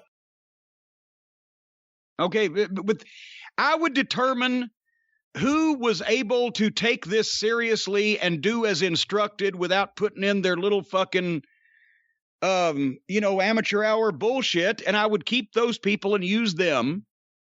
And the ones that had to do all this fucking goofy little horse shit and his twinkle toes and his finger banging, I would ask them to go somewhere else. And I would imagine the audience wouldn't change a lick. Can you tell me anybody on the AEW roster that if they were kidnapped by space aliens tomorrow and disappeared off the face of the planet Earth, that the people would give up watching AEW? I don't know. I mean, in terms of numbers, in terms of is there one person that could disappear tomorrow from the AEW roster and everybody would just say, fuck it, we ain't watching this show? No. Okay. You can afford to get one or two of the fucking pricks out of there and replace them with somebody that you might be able to do something with that would appeal to more people than just the people that want to watch wrestling because it's a bunch of fucking goofy kids jacking off. All right. I wouldn't book the prick at all. Fuck him. Hey, somebody said, well, Cornette's such a horrible human being. He does this and he does that, but he's upset at Kenny Olivier for fucking wrestling a blow-up doll. Yes, I am. Because I can fucking, if I have a wrestling company, if I'm a wrestling booker or a wrestling promoter, I can control who I present as part of my product. And I would not reward somebody that's committed an unpardonable sin against my profession by employing them and allowing more people to see them and them make money and get glory over it. Fuck this fucking guy. I don't care how good he is. As I've said before, I don't care if he comes back and fucking stretches Lou Thez reanimated from the fucking grave. Fuck him. There's plenty other people can do what fucking Harpo Marx does, and better. You don't have to reward this fucking doll wrestling asshole. And so also Kota Ibushi. Somebody on Twitter said, well, I think everyone has to admit Kota Ibushi may be the best wrestler in the world. No, because he's fucking Kenny Olivier's fucking finger bang buddy that wrestled the fucking blow up doll too. So he can turn blue and burst into flames as far as I'm concerned. I don't care how good he is either. You can't take him seriously. He committed the criminal, cardinal, unpardonable offense against wrestling. And here's the thing. Everybody, I'm sorry. I thought you were done. Fucking ass. I thought you were done. Everybody's, oh, but Kenny Olivier. He's not even not special. He's not even any better than half the fucking guys on television today. It's a goddamn case of mass hypnosis. And one fucking senile old man in Northern California telling people he's the greatest wrestling artist in the world, and a bunch of suckers have believed it. So I'm sorry, but I don't have to kowtow to popular opinion when I've got my own two eyes and I know what this guy and fucking Ibushi and whoever else has wrestled a blow-up doll or the Invisible Man have done. And nothing about them is special enough to overcome shit like that. So, yeah, I would book anybody else. Hey, committed murder, sure, we'll give you another chance. But goddamn mess with fucking animals or wrestling blow-up dolls in public, fuck you, you're on my shit list. Let's get all the AEW questions out of the way right now. This next one was sent to CornyDriveThru at gmail.com from Oscar. When AEW set up, I was interested to see what Darby Allin was all about. He initially reminded me of Jeff Hardy, and a lot of people in the community thought so too, including JR when he calls him a strange enigma. However, after a year, there's just something he's missing, and I can't quite pinpoint what it is. With your experience, what do you think it is that Jeff Hardy has that Darby doesn't? Is it Jeff's ability to tell stories in the ring? Or even that Jeff Hardy looks more of an athlete than Darby does? Well, and also it's because the Hardys were presented in a wrestling company by people who knew how to book wrestling and put wrestlers over. Have we, after 1 year of television, we've heard Darby Allin's voice briefly on some of these video packages, but have we ever actually seen him speak? You know, it's funny you say that. I can't think off the top of my head of him just standing there doing a promo. Okay, and now, and some, AEW nerd's going to go, well, yes, on the April 23rd program, he spoke for 17 seconds, whatever. But point is, if we have to think this hard. Right. You don't see him fucking speak. He comes in and he does his strange enigma shit and he leaves. The videos may be cool if you're a video school student, or for young people or whatever, but the videos have not featured him. He does goofy shit. He jumps off of shit, but you never hear him say why he's going to do this or what he felt like after he did it. You fucking see him doing all this shit, but you don't know what the fuck he's thinking. With the Hardys, you not only, and Jeff had the rock star hair. The guy, he's got no fucking hair. It's another thing. Young wrestlers with short hair. What the fuck? Soon enough, you'll lose it all. But the Hardys, and there was two of them also. They're brothers, but Jeff is bigger. Obviously, he's a grown adult height-wise, even though he's always painfully thin. But they came in. They were booked to get over. They were booked to win weekly on television, to talk. I mean, not from the time that they were kids, but when they first started being used. They had promos. They did angles with other teams. They had finished. They did programs. You knew who they were and what the difference between Matt and Jeff was, and more about them personally. Where's Darby Allin? What's his hometown again? Ooh, if it's not Seattle, I think it's in the Northwest, but I'm not 100% certain. But I thought what's the Hardys' hometown? Somewhere in North Carolina. Cameron, North Carolina. We knew more about it. They were real people. Because the people running the wrestling shows, whether you like to admit it or not, knew how the fuck to get guys over as guys. This fucking guy comes out to music with a skateboard and does his thing and leaves, except when he's wrestling, and then he's out there for 20 minutes. But he's not a person that I know who the fuck he is. He's this weird. They concentrate on the weirdo that does all these things, and then excrement will try to tell you why Darby Allin's mind is so tortured and why he paints half his face and all this stuff. I ain't listening to fucking excrement anyway, because he sounds like shit. That'll let the fucking guy tell the story of why the fuck he's like he is. So there's no comparison, because there's no comparison. On AEW, you either see the same guys every week because Tony Khan must like them, especially his favorite little pet Pockets, and Pockets is tag-alongs, the chuckle fucks. You see them every week for 25 minutes, or you go fucking 3 or 4 weeks without seeing somebody except in a 30-second video flash. There's no things start and end, and then they're picked up later on after people have forgotten about it, whatever the fuck. So there's just no comparison between the two talents or the way that they've been presented on the individual programs. So yeah, I saw what JR was doing when he would say that, because the comparison could be made if they had done anything to get Darby Allin over as a person instead of another one of the people that come out and perform on their stage show. So it sounds like you think that in terms of comparing him to Jeff Hardy, the problem is less Darby's actual work and more the way he's being utilized. Well, yeah, and I mean, I don't know if he's battling against this. Maybe he thinks this is that the way they've used him was good. So in that case, it may be partly his fault. But, if he's just happy to be there and doing what he's told, then you could probably get something out of him if somebody that knew what the fuck they were doing was running this thing. But some fucking mute guy that small that you haven't been made to like as a person.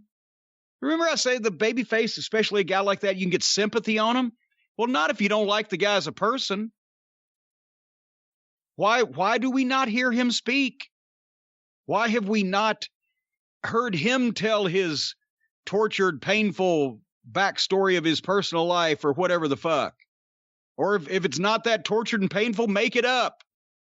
Give this guy reason to why he doesn't give a fuck whether he kills himself or not. He jumps off bridges instead of just that he's a stupid fucking kid. They're promoting some idiot on a video on ridiculousness instead of, if the guy can talk and you can get something out of him, let him explain why that he was finally, he just broke and decided he doesn't care. He's going to live life to the fullest or whatever and jump off the bridge. Make me feel sorry for him if he jumps off the bridge and gets hurt. Because right now I don't. Because he deserves it. Because he's just some idiot jumping off a fucking bridge. This next question was sent to CornyDriveThru@gmail.com from Lenny. Hope you and yours are doing well during this most crazy time we are living in. How do you know how mine are doing? I wanted to share this short clip of the disclaimer TSN is playing at the start of the broadcast and coming back from each commercial break on TSN here in Canada. I thought you would get a kick out of it, and I have a clip here. TSN is kind of the Canadian equivalent of ESPN here in this country. Is that correct? I believe so. So this is the disclaimer that's being played on AEW Wrestling at the beginning of the show and coming back from, according to this email, every single commercial break. Here it is. This program may contain coarse language and scenes of violence that could be disturbing to some viewers. Discretion is advised.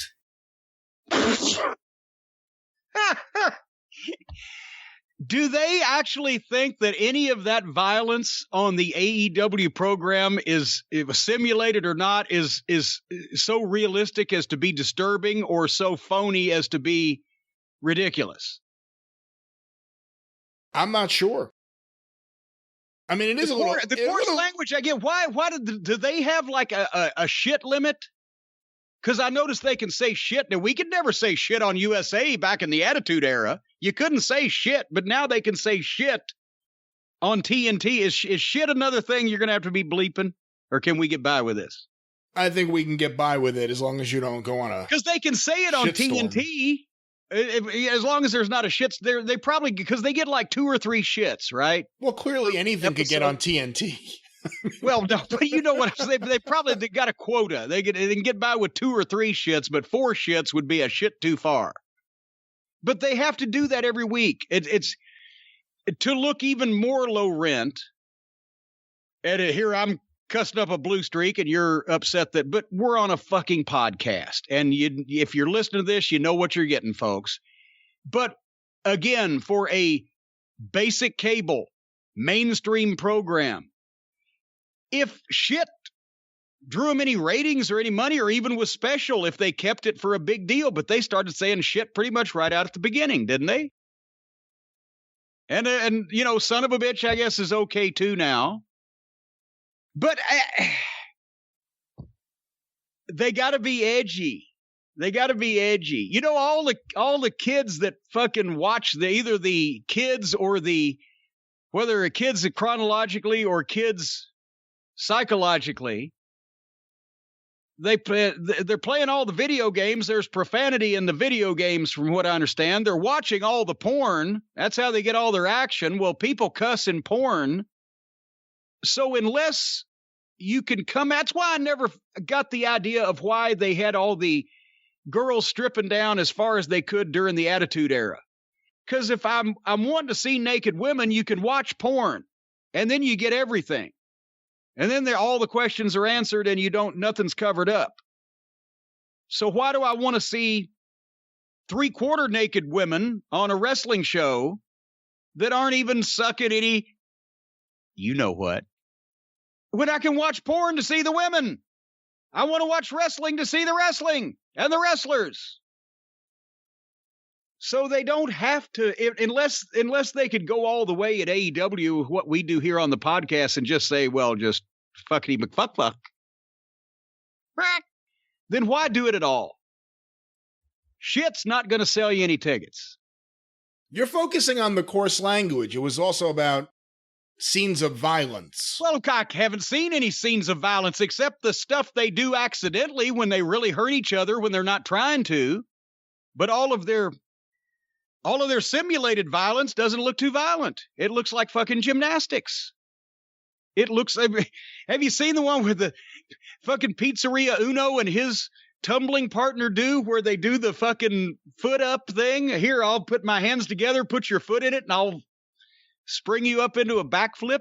They're male cheerleaders. There's no real simulated violence. It's only when they screw up, and like when Sammy Guevara almost killed Matt Hardy. And then you can't really tell when that's real, because as soon as they get up and blunder their way through the rest of the match instead of stopping it. So I don't know about that. I think they should put on a disclaimer that says something to the effect of, warning, this program, if you're over the age of 12, will make you mentally stupider when you watch it. Viewer discretion is advised. Let's get another question here. This was sent to CornyDriveThru at gmail.com from Brian in Atlanta. Just heard Triple H on the SmackDown season premiere pre-show name Rhea Ripley, and only Rhea Ripley, as his pick from NXT who will be headlining WrestleMania in the years to come. Boom. Would it make sense to have Rhea win the Women's Royal Rumble and get a main roster belt this year? Or do they maybe give her a one-off main roster rematch against Charlotte and wait until crowds get back to slowly heat her up over a year or two? How do you book Rhea Ripley's path to a WrestleMania main event? Well, you don't wait for Charlotte, because I just heard she's going to be out for a considerable, maybe for the rest of the year and part of next year, whatever. So I wouldn't, they had a great match, but I wouldn't wait on her. And actually, if she won the Royal Rumble and went to WrestleMania, that wouldn't be this year, it'd be next year, because Royal Rumble's in January, right? I know what he's going for. I would start doing it now, and I would continue doing it, whether there's fans in the stands or not. It's just I wouldn't waste every single major angle that I could possibly think of before you're able to sell tickets, but I would make sure that she is almost exclusively undefeated, that if she does get beaten, she comes back and avenges the loss, that she's only put in with other women that the fans think that are presented as top stars, and doesn't do anything goofy, and just keep doing that. You don't need to do something specific in her booking to get her ready for WrestleMania, as more as you just need to book her well and smartly on an ongoing basis to get her ready for WrestleMania. So I'm not going to sit here and say, oh, she needs to beat this girl and that girl. There needs to be more separation between the top talent and the underneath talent. And in a lot of cases, probably some talent's feeling needs to get hurt, but you can't have stars without having people that make them stars. So I would stop all of this. Everybody works with everybody. Everybody's competitive with everybody. And I would concentrate on the top people that I wanted to preserve, protect, and defend while the pandemic was going on. Like Vern Gagne's grade 8. Does anybody even know what that is anymore? Vern Gagne's grade 8.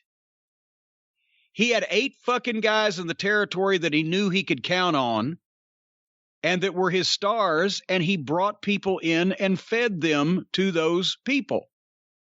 And those people would change over time, but you can imagine it would be Vern Gagne as the babyface champion, and possibly a Mad Dog Vachon as his heel challenger. A babyface team to face Bockwinkel and Stevens, and a couple more guys in the mix, and then you just bring other people in and out and get those people farther over. It's not that fucking hard, but that's my biggest complaint today is I see everybody that gets in the ring having competitive, especially not under the NXT platform and on most of the independent shows, the AEWs and other shows of the world we see, but even in NXT, where this guy that's obviously a fucking top star is still going 20 minutes with some schlub and doing everything back and forth. And what the fuck? It doesn't make any sense. It's not whether you can do it or not. It's how you're presented as to whether you should do it. In terms of Triple H's assessment, is there anyone else you've seen in NXT? You've been high on Damian Priest. You've been high on Austin Theory. Of course, Adam Cole, Kyle O'Reilly. Who else do you think legitimately could be a WrestleMania main eventer? Well, and I think probably Triple H was just, if he'd said all those names, then he would have just made everybody one of the group. So I think he was concentrating on Rhea because she's been great and, excelled. You can say the same thing. I'm honestly, I'm not going to see Michael Cole. Goddamn. I'm not going to see Adam Cole in a WrestleMania main event in the next few years because Vince would have to be dead first because Adam's too small. Not that he can't handle it with his work. I can see Damian Priest, but it's going to be a few years because you can see him growing into it and you can see him of all the NXT talent being on the main roster. But at the same time, he honestly still needs some seasoning. Austin Theory, I can honestly, I could maybe make a fucking WrestleMania prediction for him like I did for The Rock. I can see him main eventing WrestleMania in 5 years. It only took Rock 3.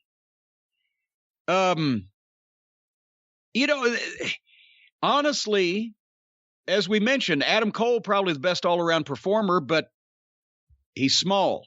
And I don't see it happening while Vince is around. I can see Vince buying Rhea Ripley. I can see Vince buying Damian Priest. I can see Vince, if Austin Theory continues to progress like he is, gets older, it's a little facial hair roughed up some kind of way, they really get behind him, I can see him in that spot. Well, let's stay on this topic of something Triple H recently said.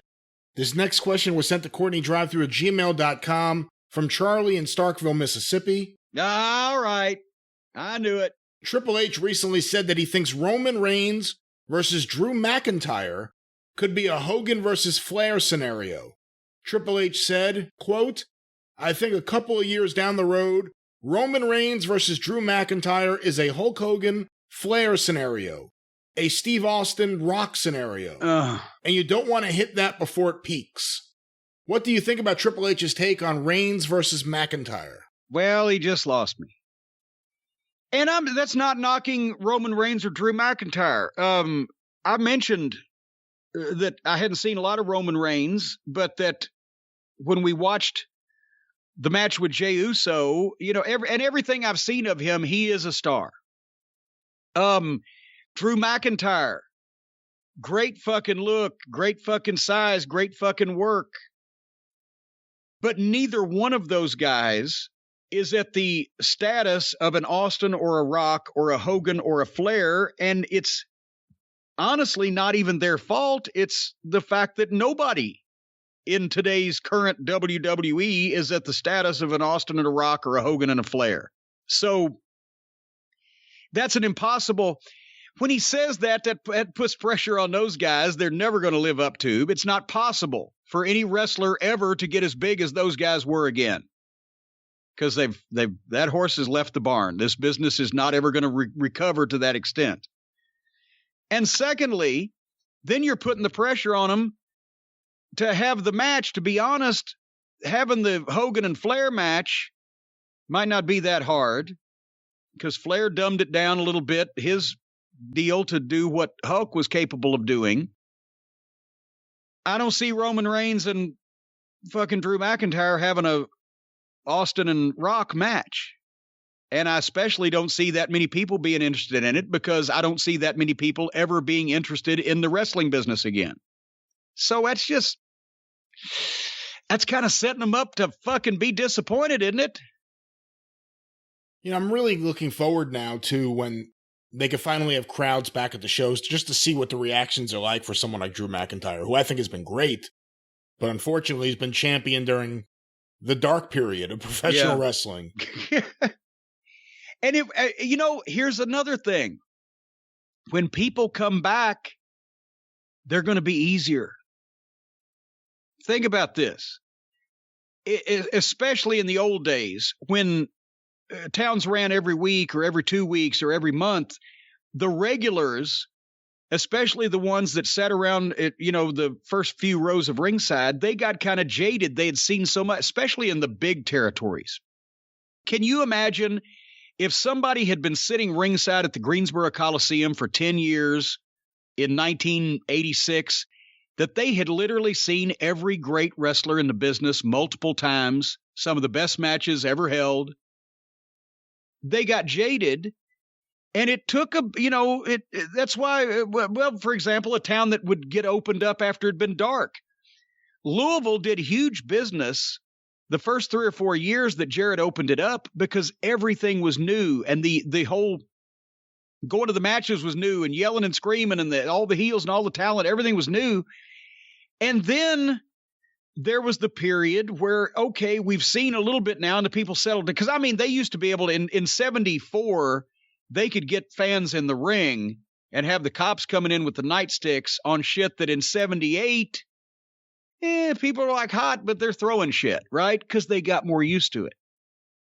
When Georgia Championship Wrestling went and opened up Ohio after it had been dead for a couple years after the Sheik closed up, the guys that were there at the time had told me, God, it was great. The first match, you locked up and grabbed a headlock and the people blew. Ha! And then they made a mistake. And I can't even believe it, but part of this was due to Ole Anderson, the old-fashioned Ole. They started programming their finishes and their programs like they were doing in other places, but this was a virgin territory again. And the guys universally said they started doing run-ins too quick. They started doing angles too quick. They started doing fucking DQs too quick or heat after or whatever. Because when the people were popping and blowing just on wrestling and the finish of the match, don't give them too much more shit. Because you're just giving them shit that then they will get numb to. So the point I'm making is when the people first get back in the buildings, regardless of what promotion it is, if they've gone to see it, it's something they like, and they're going to be easy. And if the guys are smart, we already know the answer to this, they will hold back because the people will just be glad to be there and be seeing it. And they'll give them a good match and they'll give them good finishes and whatever, but they won't do every goddamn thing they know and take every risk they can because you won't need to, because it's new again. Settle down. That's if they're smart. But since we know the answer to that, that's where somebody running the company has to be smart for them. So in the WWE, you're not going to see guys risking their necks as much as you would anywhere else, obviously, because there's investments in them and et cetera. But in AEW, they will start doing everything because they'll be so happy to have those fans back because they're still in the Mark era of I'm so happy to be in this business and I want to do everything I can, that they will take it further and start doing more shit and taking more bumps and hitting each other with more stuff. And they'll burn through 2 years worth of shit in 6 months as soon as people are back in the building. That's my prediction. But there's always the chance they'll actually do the smart thing. Is there odds on that, Brian? Whether they'll do the smart thing or not? I don't know if there are odds on that. I think we can look at WWE's track record and wonder if they'll do the smart thing or not and come up with a educated guess about what they'll do. But I wish there was a place I could place a bet on that. Well, especially on AEW, because there ought to be odds on that, because they're awfully odd. So the odds on the odd people. Nevertheless, folks, if you want to bet on something you might make some money on, easy transition here, go to MyBookie.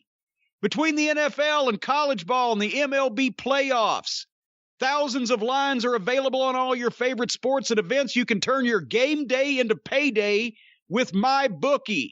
Whether you want to back the big favorites, consider putting a couple of bucks in a parlay for a much bigger payout. Whatever the case, MyBookie can take care of you. Every team has a chance to win. The NFL, the underdogs are never really dogs on Sunday. Every football fan knows that. It says it right here. Game spreads, championship futures, player prop bets. It's never too late to get in on the action. Start turning your sports knowledge into actual cash in your wallet. And when you sign up at MyBookie, use our promo code JCE to claim a deposit match dollar for dollar all the way up to $1,000. You put in 100, they'll give you another 100. It's designed to give you a little help and a head start on your winning season. The promo code JCE to claim your bonus when you make your first deposit, whether it be stacked UFC cards, presidential prop bets, all the major sports, whatever. You can bet on it. Will AEW shit the bed? We don't know. Maybe you can bet on that too. Sign up today to begin your winning season exclusively at mybookie.ag. A couple more WWE-related questions and issues. First thing is next Sunday, the 25th, is Hell in a Cell. Are we going to be watching that? Oh, God. I guess we'll have to, won't we? Son of a gun. Why'd you ruin my mood today? Well, let me see if I can make it a little better. We have All right, hold on here. Let me write that down. So what is the 25th? Sunday. So that means that we would then record on Monday. Is that correct? I believe so. Sunday, 10/25. 3 matches I see here announced. Roman Reigns versus Jey Uso, Hell in a Cell. I quit. Wait, what? Roman Reigns versus Jey Uso, Hell in a Cell, I quit match. Okay, but here's the thing. They already it was a brilliant piece of booking. They established that the young man had a lot of pride and it was a family situation and he wasn't going to give up, but he was obviously not in Roman Reigns' league. And that was a brilliant result and a beautiful piece of business and the whole 9 yards, and they did it well. But now they're bringing it back in a fucking cage. And what is the selling point supposed to be that people are paying to see poor Jey Uso get brutalized so badly that he either dies or gives up in the process? Well, I have something here on Wikipedia where they're announcing the card so far. Here's what it says. But you see what I'm saying here? There's no selling point to the fans. It's not like they've established Jey Uso is not going to beat Roman Reigns up. I don't know exactly what they've done, so let me read this. At Clash of the Champions, Roman Reigns defeated Jey Uso to retain the Universal Championship after Jey's injured brother, Jimmy Uso, threw in the towel to stop Reigns from repeatedly assaulting Jey and to forcing him to acknowledge Reigns as the tribal chief of the family. Although Jey refused, Jimmy reluctantly acknowledged Reigns as the tribal chief after the match. On the following SmackDown, a celebration ceremony was held to crown Reigns as the tribal chief, but Reigns refused to be named as such because Jey did not acknowledge him, and Reigns called out Jey for a talk. After Jey continued to eye the Universal Championship, Reigns gave Jey another title shot at Hell in a Cell with, quote, the highest stakes of any match in WWE history, which Jey accepted. Oh, wait a minute. They just put a guy's eye up a couple months ago. The match was confirmed as a Hell in a Cell match the next day, and the following week, Reigns stated he wanted to hear Jey say, I quit, turning the match into the first ever I Quit match contested inside the Hell in a Cell structure. A hat on a hat. I don't get it. Also on this card? Let me formulate this thought. For people to want to see the match again, they would have to want to see Roman Reigns just kick the shit out of the babyface Jey Uso, because that's what's going to happen. That's what they've told people is going to happen with the previous match. And it wasn't a fluke that Roman Reigns won. He beat the guy until he couldn't fucking get up.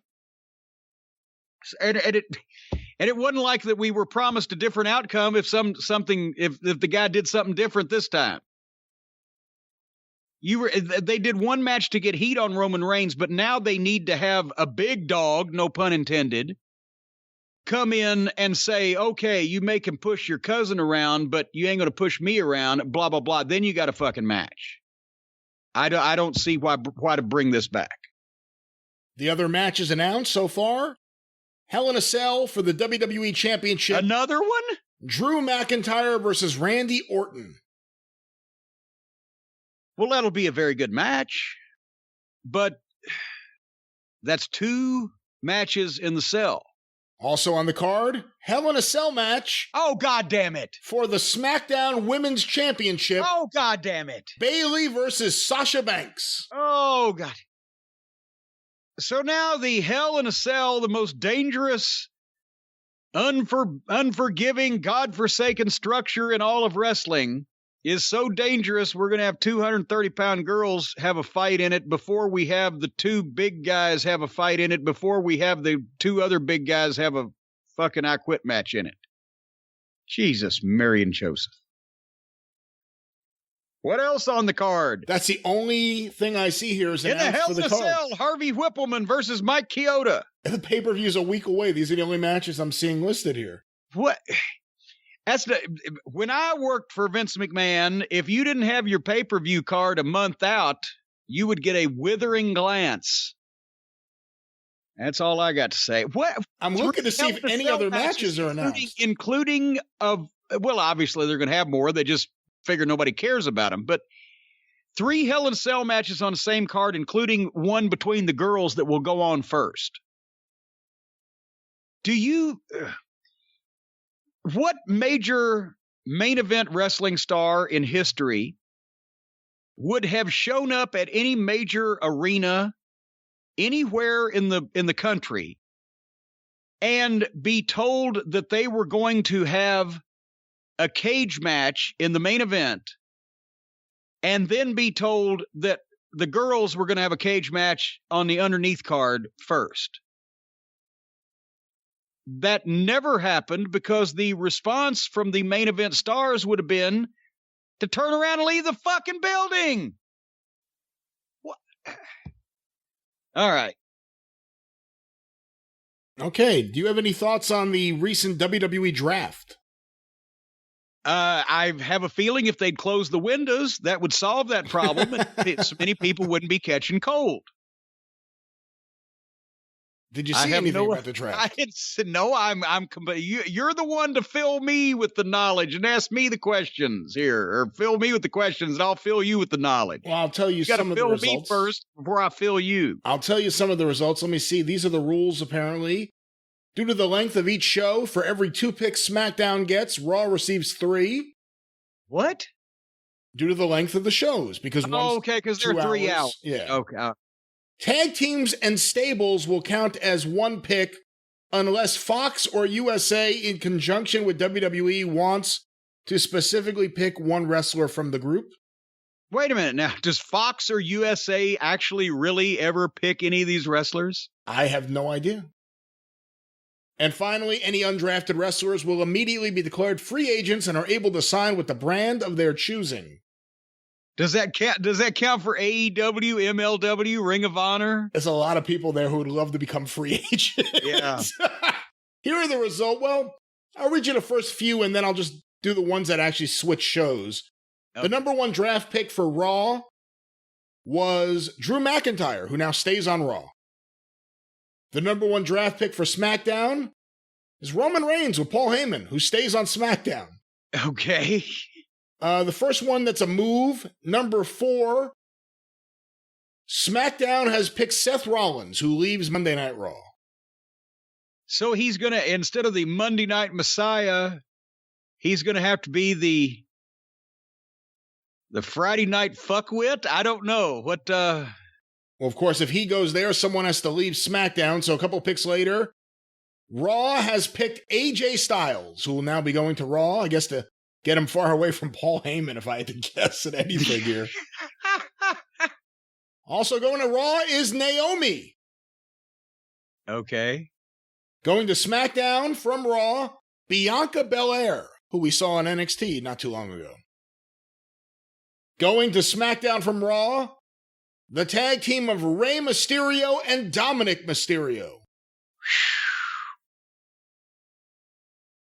I hope this doesn't mean they're going to continue the feud with them and Seth Rollins on another show. Well, that's poor Dominic. The best thing for Dominic, if he wants to be a professional wrestler for his career, is for them to immediately send him anywhere but any of their television programs and let him learn. And I mean, even in NXT, he can't hang right now. He doesn't look facially old enough, physically built enough. They've presented him as even more of a what's the word I'm searching for? A babe in the woods, naif, teenage, because of the nature of the program, they were trying to abuse this guy's son. Well, the son is bigger than the father, but they've got to present him as a guy that's in over his head. He should be somewhere, not Mexico, because then all he'd learn is lucha, but he should be somewhere if there was an OVW or there was a good wrestling training program that didn't have anything but regional or local television where he could be hidden and he could work for a year or so and figure shit out and get to looking a little bit older and et cetera. Because it's the same thing they did remember what they did with poor David Flair before he was ready. And a lot of these second generation kids that they use. And in it, the best thing, if Dominic is just doing this and he's going to go become a fucking architect, well, then just keep doing what they're doing. But if he really wants a long-term career, because everybody's going to remember him forevermore on the biggest wrestling television program in the country as, Mysterio's kid that got fucking beat up and jacked around and whatever the fuck. And he's a teenage kid. I don't know. A couple of tag teams moving from SmackDown to Raw. The Miz and John Morrison. And the second one, which got a lot of fans up in an uproar. I guess that's how you'd say it. Into an uproar, maybe. Kofi Kingston and Xavier Woods go to Raw. Big E stays on SmackDown, breaking up the New Day. Well, at least there's some benefit to this ridiculous draft thing. Maybe they won't be throwing pancakes and fucking vomiting unicorn syrup all over the place. Why do people like that whole hokey bunch of shit, the New Day? I've never the goofiness, the pancakes and the cereal and the psychedelic colors and the silliness and the dancing and the, all three of those guys are good athletes, but it's just been so silly and stupid and goofy, and the unicorns and all the other shit. I wish who they'd have broke up also was Seth Rollins and Miz. Or not Seth, but Morrison. Morrison and Miz, rather. Let me try that again, because I like John Morrison. I just can't stand Miz. John Morrison looks like a fucking rock and roll star. Miz looks like a, learning disabled frog. So if they were going to break a team up, why didn't they break them up? What? A learning disabled frog? He looks like a frog with a dim-witted expression on his fucking face. John Morrison looks like a goddamn rock star. Well, then there was a supplemental draft or supplemental picks, including Murphy. Where are all the stars? Murphy is going to SmackDown. Wait a minute. Is this the sum total of stars that there are in this entire WWE at this point? Well, no, a lot of people didn't move shows. So I didn't list some of the people that didn't move shows, like the Hurt Business. They stay on Raw. Asuka stays on Raw. I said stars. She's great. You need to cool it with that. Ricochet. Hey, I'll fucking come through this microphone. Ricochet stays on Raw. Angel Garza stays on Raw. And then the supplemental picks saw Murphy go to SmackDown, so he reunites with Seth Rollins. Murphy. And then Drew Gulak. Did you see that on the marquee at Madison Square Garden? Stone Cold Steve Austin versus Murphy. It's so stupid. I mean, this is really one of the... There are so many dumb Vince McMahon things, but the getting rid of first names so that Cesaro is just Cesaro. Rusev, originally he was what? Alexander Rusev. And then he just became Rusev. And now Buddy Murphy, which was a horrible name to begin with. Buddy Murphy becomes just Murphy. He could have been Buddy. Hey, Buddy. Could have been Bruiser Bedlam's manager. Bruiser, hey, Buddy. Hey, Buddy. How you doing, buddy? Well, let's go now to night 2 from Raw real quick. I guess this is a big one. Talk about main eventers in WWE, although not a main eventer to us. The Fiend, Bray Wyatt, has gone from SmackDown to Raw. And going from Raw to SmackDown are the Street Profits, Angelo Dawkins and Montez Ford. Well, maybe if they get new gear for their trip, they can give their old shit to Private Party. A couple of guys making the move from SmackDown to Raw include Braun Strowman and Matt Riddle. With Kevin Owens going from Raw to SmackDown. Jeff Hardy going from SmackDown to Raw. What the fuck is it? How do they figure this shit out? I don't. Well, they obviously don't do it very well, but... Ending one of the greatest feuds in modern WWE history, Elias will be going to Raw, so I guess there's Is he still around? I guess I was assuming, because we don't watch it, he was still feuding with Baron Corbin. The whole time that we watched those programs, did he ever actually wrestle? Have we ever seen him wrestle? I think he was in the Royal Rumble. I mean, just a match. Did he wrestle at WrestleMania? Did he wrestle? He must have. Boy, what an impact he's made on us. Yeah, I remember him with his guitar. Player, baby. Blue chip prospect. Jeff Hardy, like I said, going to Raw. Here's a big one. Staying on Raw, a part of the draft, Retribution. What is it? Is that T-Bone and Akbar and Mustafa Ali, T-Bar, Mace, Slapjack, and Reckoning. Mercedes Martinez somehow slipped out of that by the skin of her teeth, didn't she? I don't know what happened. Yeah, apparently she's back with NXT from what I You know who was supposed to be a member of the original Spirit Squad? Elijah Burke, yeah. Pope, D'Angelo De Niro, and he's the only one that had the balls to say, it don't work for me, brother. He wasn't comfortable with it, and they let him out of it, and it killed poor Jeter and Mondo's careers, and fucking poor Dolph Ziggler had to change his name. And the other kid, what was his name? We never saw him again. But anyway, what'd you just say? Retribution. The outsiders who were destroying WWE property. They've been drafted by Raw. They were so dangerous that they had to hire them. Oh, fucking hell. Well, you'll be happy to know the next time you watch Raw, it won't just be Elias and Alexa Bliss. I won't be happy the next time I watch Raw. That is a lie right off the bat. Lacey Evans will now be a part of Raw. Oh, Jesus, she's still around. Dolph Ziggler and Robert I guarantee you when Vince dies, they'll get rid of Lacey Evans, because that has to be it. Because the Southern Belle that ain't from the South, that doesn't do anything like a Southern Belle, and is I think just she's from the South. Well, she never got the bellishness. She was never embellished. Because I don't know what, that's what Vince McMahon thinks a Southern Belle looks and acts like. All right, I'm looking through. There's some other picks I could tell that you won't give a crap about, and I guess let's just real quick. Well, that didn't stop you on the ones you've just rattled off? The free agents, the ones who weren't picked, which I guess may say a lot about where they stand in the world of Vince McMahon. Retaliation, that was Mercedes Martinez. She's back on NXT.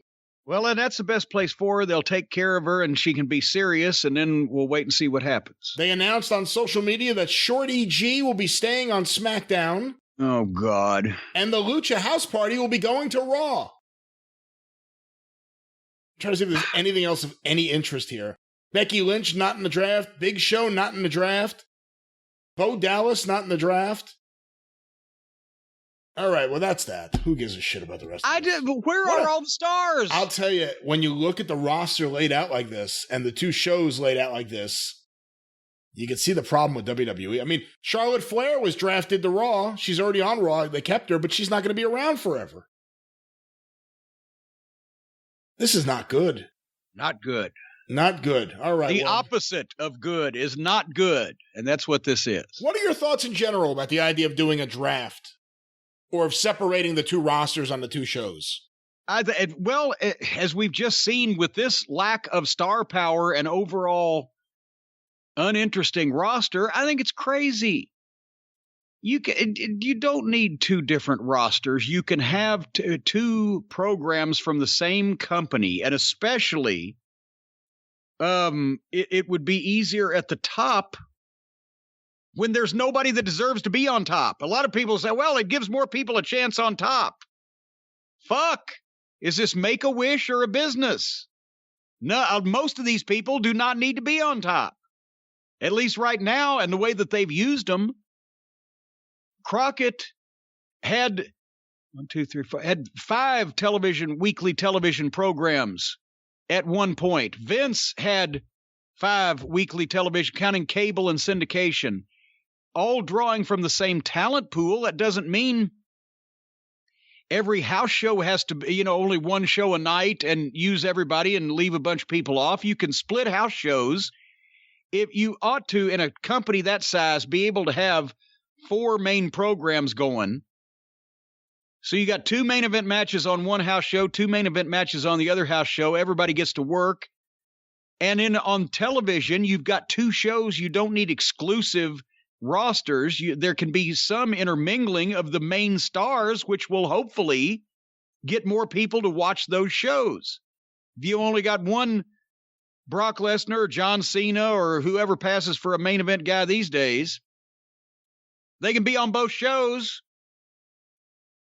They can be doing the same thing with the same people on both shows, but other people underneath can be doing different things on those shows.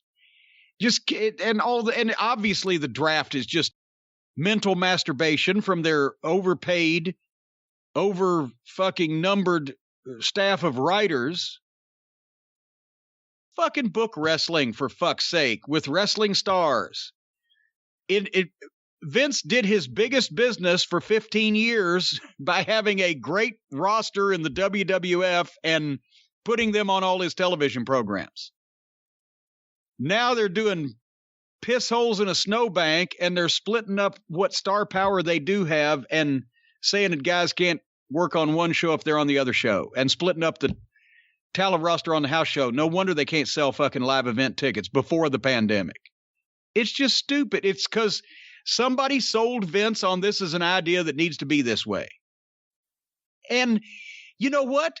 If USA's mad because some of their guys are on Fox, and Fox is mad because some of them guys are on USA, you say, hey, the point is they're bigger fucking stars and our ratings are up because of it. Because the ratings might be up, especially if they got anybody over.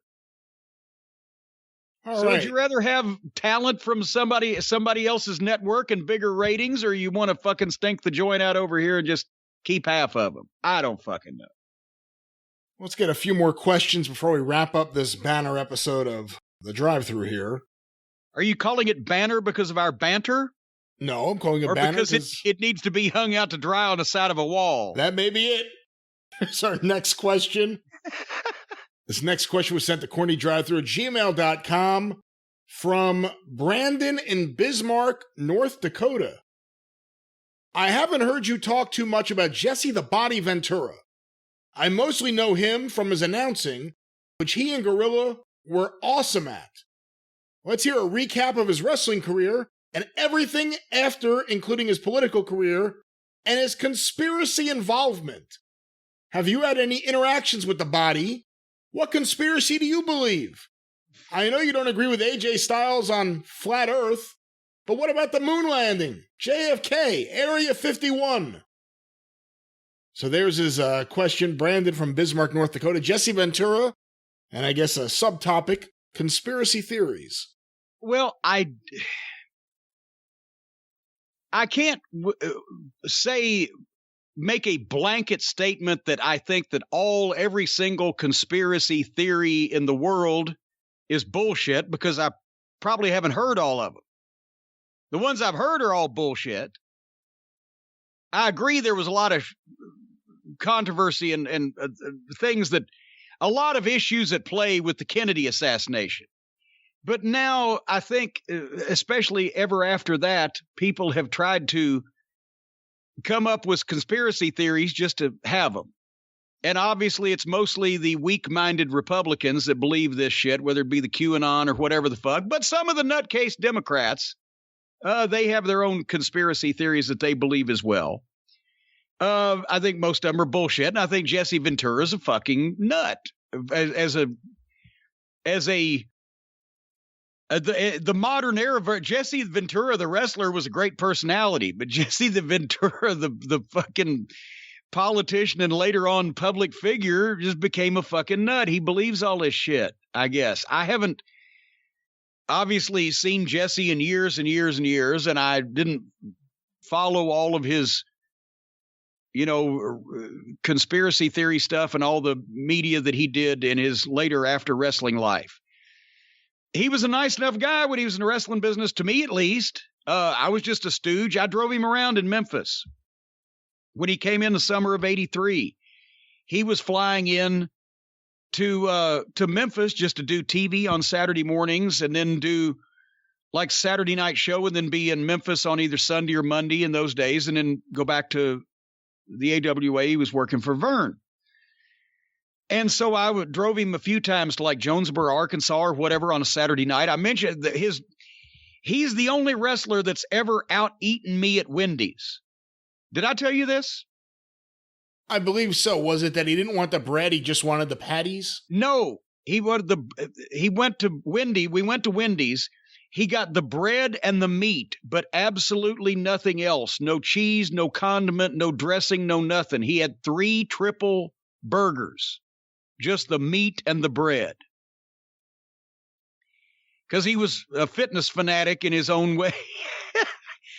But anyway, it was fun to talk to because we talked about wrestling. He wasn't in politics back then. I didn't know anything about politics. We just talked about wrestling and him working for Vern and stuff, and it was a pleasant ride. Jesse was a great promo, as we know. Jesse had a great look and was a great personality. Jesse in the ring as a wrestler could get by if he had a good opponent. The matches with Lawler were not shining examples of, Lawler's greatness. Well, actually they were, because he got kind of a pretty good match out of Jesse, but they weren't the greatest matches. And they were an example of his behind the scenes greatness because he got out of working with Stan Hansen. Well, yes, that's the thing. The 2 stars in the territory at the time were Stan Hansen and Jesse Ventura. So Lawler spent most time in the ring with Ventura and gave Idol, the other babyface, Stan Hansen. That was a whole different story. There was never one single match between Jerry Lawler and Stan Hansen. But anyway, Jesse wasn't great in the fucking ring, but because of the gimmick and the people that he worked with, and Vern always put him in with good guys, it worked because he looked great. He had the body and he had the fucking promo. So I have nothing bad to say about it. And then after '83 in Memphis, I think I told us here not long ago on the show, the next time I saw Jesse was 2 years later, '85. I was coming back from something in the airport. I see Jesse Ventura walking down the concourse. Hey, Jesse. And he remembered me. It'd only been a couple of years. I said, what are you doing? Well, I just got off the plane. I came from Connecticut. I did commentary on 15 Titan tapes because I've had to quit wrestling because of the Agent Orange. Okay. Well, thank you. I didn't know he was going to start a whole fucking subgenre of the business as the heel color commentator. I just thought, okay, well, that's nice of him. They let him do some commentary on TV because he's out. And that's the last time I saw him until we briefly said hello when me and the Heavenly Bodies went down and did the WCW stint there in early 93, and that's probably the last time that I've seen Jesse in person. He was not around the WWF when I was there, and I haven't been around him since. So I got nothing against him as a person, but he just, it was great at the time that a wrestler became governor of Minnesota. Holy shit, it's good for the wrestling business. But he kind of became a crackpot, did he not, during that period and then afterwards, and all the conspiracy theories and moving to Mexico and the government's out to get you and whatever the fuck. He'd kind of fallen off the deep end, right? This is the only government we have right now that's ever been out to get anybody, and nobody recognizes it. He certainly has gone a little far with his conspiracy theories. You brought up the Kennedy assassination, the various theories on that. It made me think of this. Have you seen, it's really extraordinary. Wrestling has its shoot interviews, and it took a long time for a lot of people to break kayfabe and tell the truth. There are now a series of interviews, and guys now just putting up videos themselves, former, what we may call Mafia guys, doing shoot interviews talking about breaking kayfabe on their business. Have you seen any of these? I have not.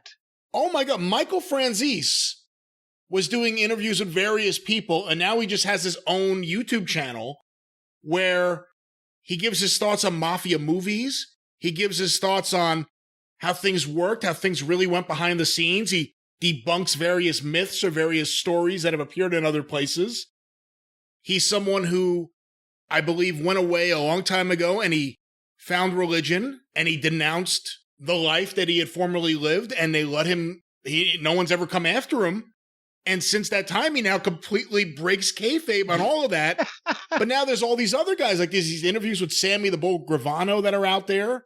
I was just watching one with a bunch of guys. I hear that Sammy the Bull, didn't he have plastic surgery to have his face rearranged so people wouldn't recognize him, and then started going on national TV and doing documentaries? I don't think any of these guys are hiding anymore. I just watched a guy who was the former boss of the Philadelphia outfit, who then became an informant, and he's just doing an interview. And the guy goes, here's the speed round. Let me ask you about these people. What do you think of this guy?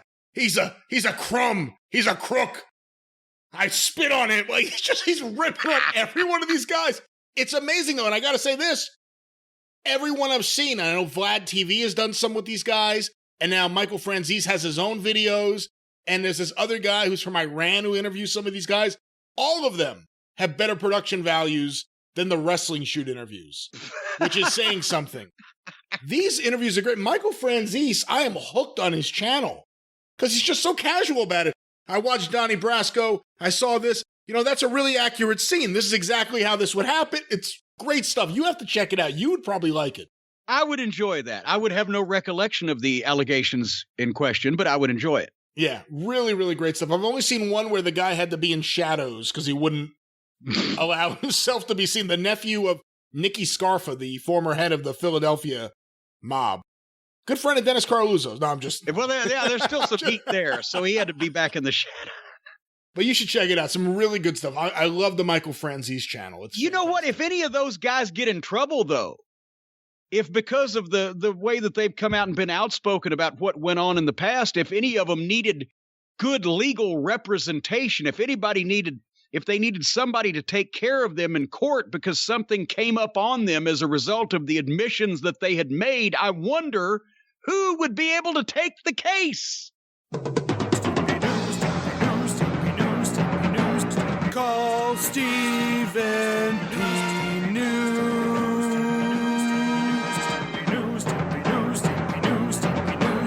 If you need to sue.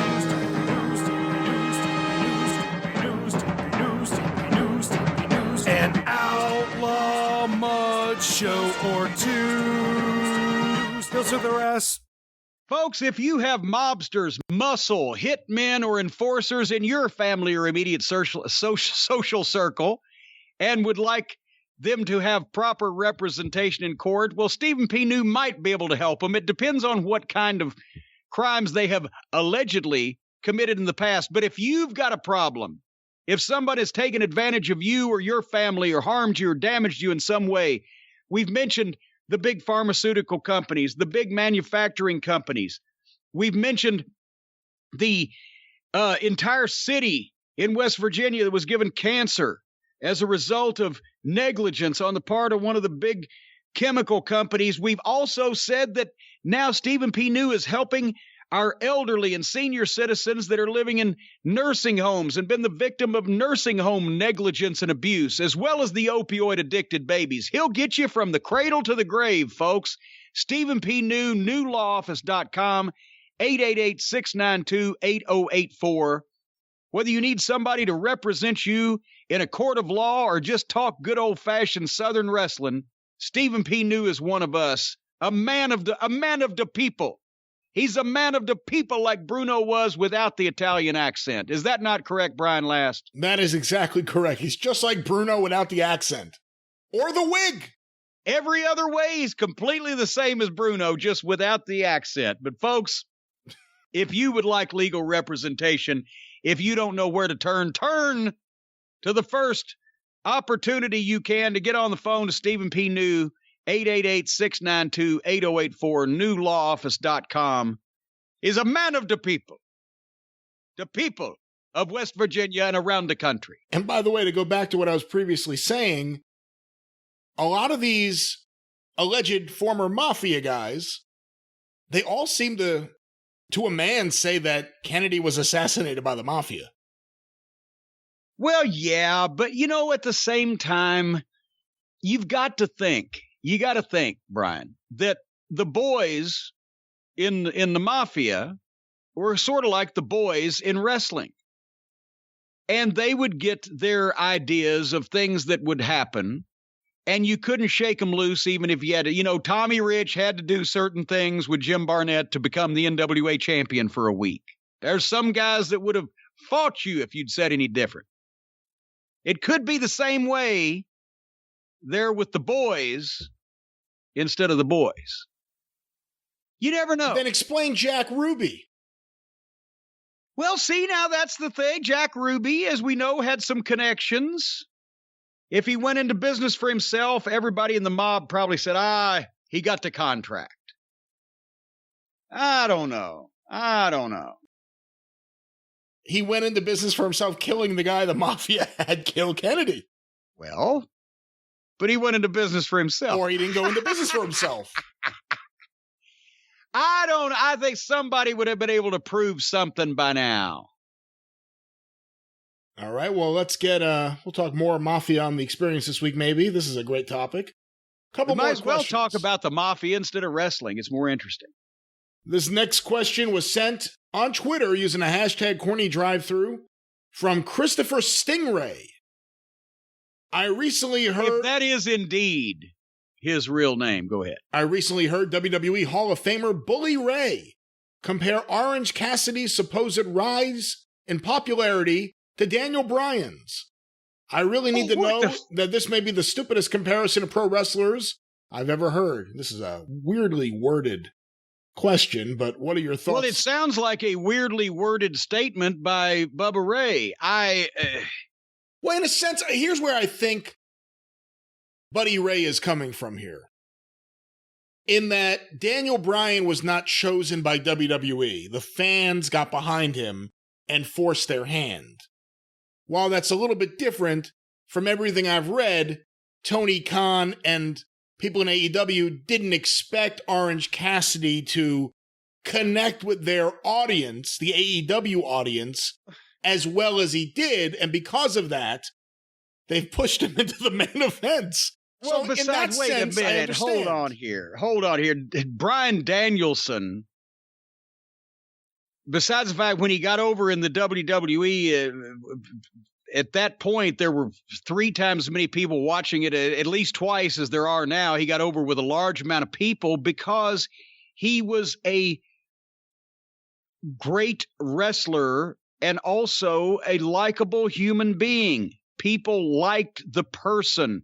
They saw, whether you know his story or whether you just saw the story that the WWE presented, regardless of which, this is a guy who for years and years worked and sacrificed, going all around the world to become one of the best in-ring performers in the business, who is also a smart and perceptive and intelligent guy who understood wrestling and the psychology of it as well as the performance of it, and who was a guy who could make other people have the best match they'd ever had because they were in the ring with him.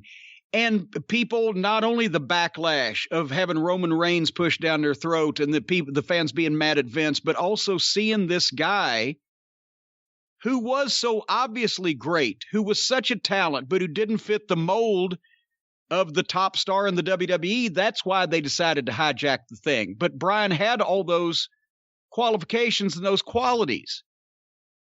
This fucking jackoff, Pockets, looks like shit, doesn't ever speak, is not a real human being. It can't be taken as a real human being. You might laugh at him. He's Red Skelton. There's a dated reference. He's some goofy comic that you might laugh at, but you don't care whether he gets run over by a bus once he gets out of the arena or not. He's not a real person. He's not even when he tries to wrestle, he's the average indie outlaw talent trying to wrestle. He does the same shit. He can do a lot of that shit because he only weighs 170 pounds, fishy white and pale with no distinct physical look. So he's not a master of in-ring professional wrestling. He's not a master of psychology. He's not a human being that connects emotionally with a large number of fans. He's not a great promo or a person who can carry stuff off. Like Daniel Bryan was not a great promo in the classic Terry Funk mold, but he could speak and make you believe he was real and he meant what he said. Pockets has none of that. So maybe I get where Bubba Ray was trying to go, especially if the kid owes him some money and he wants him to continue working so he can pay him off. Maybe that's why he was complimenting him. I don't know why Bubba would compliment this piece of shit and any other reason for him to do so. But no, it's ridiculous.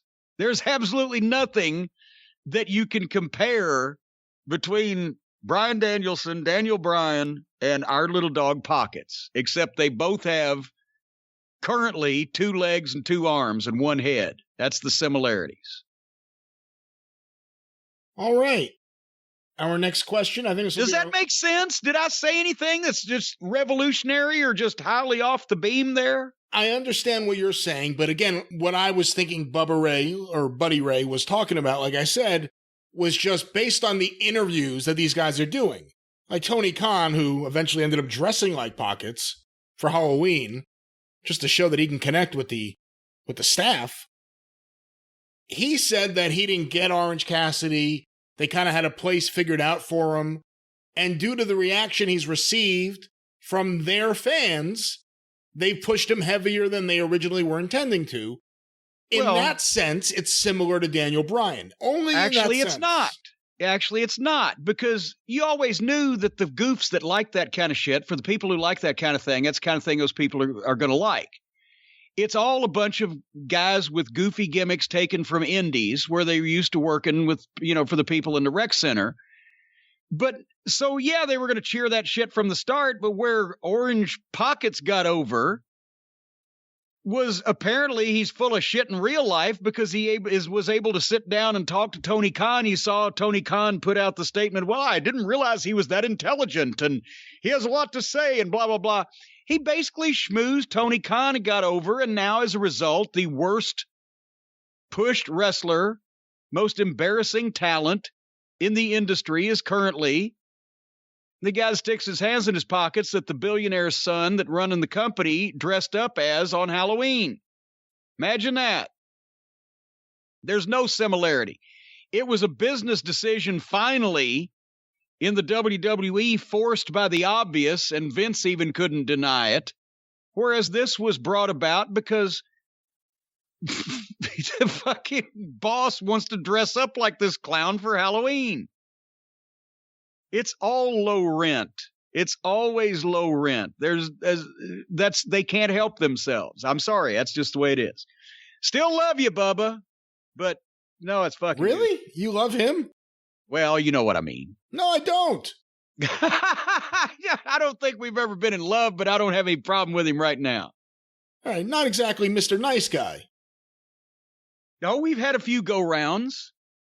He was very mad at me the night that I yelled at him in, where was it, St. Louis, I think, on the TNA pay-per-view, because he screamed fuck about 3 times on camera. And Jeff was beside himself and not happy about it, and I'd been the agent of the match, and so I fucking go back after the match was over with, Bubba. Of course, it was the electrified cage match they had with LAX, which was a complete fucking abortion, which they tried to do because they'd done it in Mexico.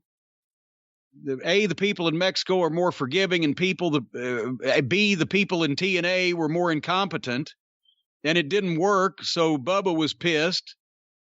So we yelled at each other for a while, but in the end, he was pissed and saying fuck because we put him in a stipulation gimmick match that landed like a fart in church. But and then there was the time he power bombed Jillian Hall on an OVW show in a dark match off the top rope through a fucking table without telling me he was going to do it. I'd give him the finish. I said, just send the people home happy. They were down here for a couple weeks working with some of the the developmental guys. And so I think it was Eminem, whoever it was. Whatever. I said, put my guys over because you're willing to. Thank you very much. And then make a comeback and send the people home happy.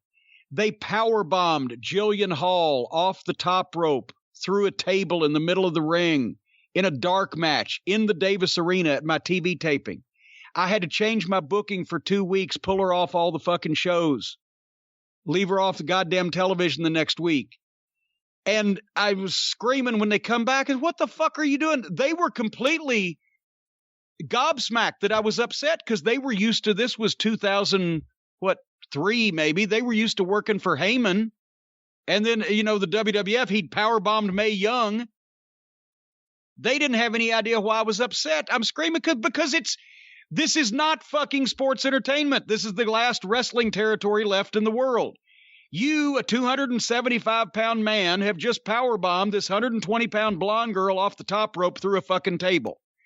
A, I can't break another table again for a couple of fucking months, or elsewise then it just becomes garbage wrestling like everybody else does. B, she cannot be seen walking around upright for the next 2 weeks, or the whole thing's fake and phony. So I had to take her off fucking cards and unbook her off TV the next week so she could sell what had happened to her. They couldn't get it, and I couldn't get why they couldn't get it. Remember, he also took a cheap shot at John Arezzi when John was invited to a TNA pay-per-view by Dixie Carter, and she didn't know who he was. She didn't know John Alexander was John Arezzi from the music industry. She wouldn't have known who John Arezzi was anyway. I saw John at that pay-per-view, I think. Well, he ran into Bully Ray or Buddy Ray, whatever his name was, backstage, and he started cutting a promo on him. He disrespected him years ago and never used him, and John has no idea what this goof is talking about. So then during the match, he tells someone, I forget who, to throw him over the rail. He lands on top of John and starts choking him for real. Oh, God. What an unprofessional loser that guy is. And the problem is, honestly, a lot of the guys that worked for Paul either didn't get a fucking good education in what wrestling should be before they didn't know that ECW was working for its audience, but it wasn't. You couldn't or shouldn't do that anywhere else outside of ECW because it didn't make any sense and it was no good. So the people that most benefited from ECW are the ones that had an education in the wrestling business first and then went to ECW. And then they could tell the difference in what you should do there and what you should do anywhere else. The people that were not served well by ECW were the people that got an education in what wrestling was supposed to be in ECW. Because then it was a very hard transition to go anywhere else.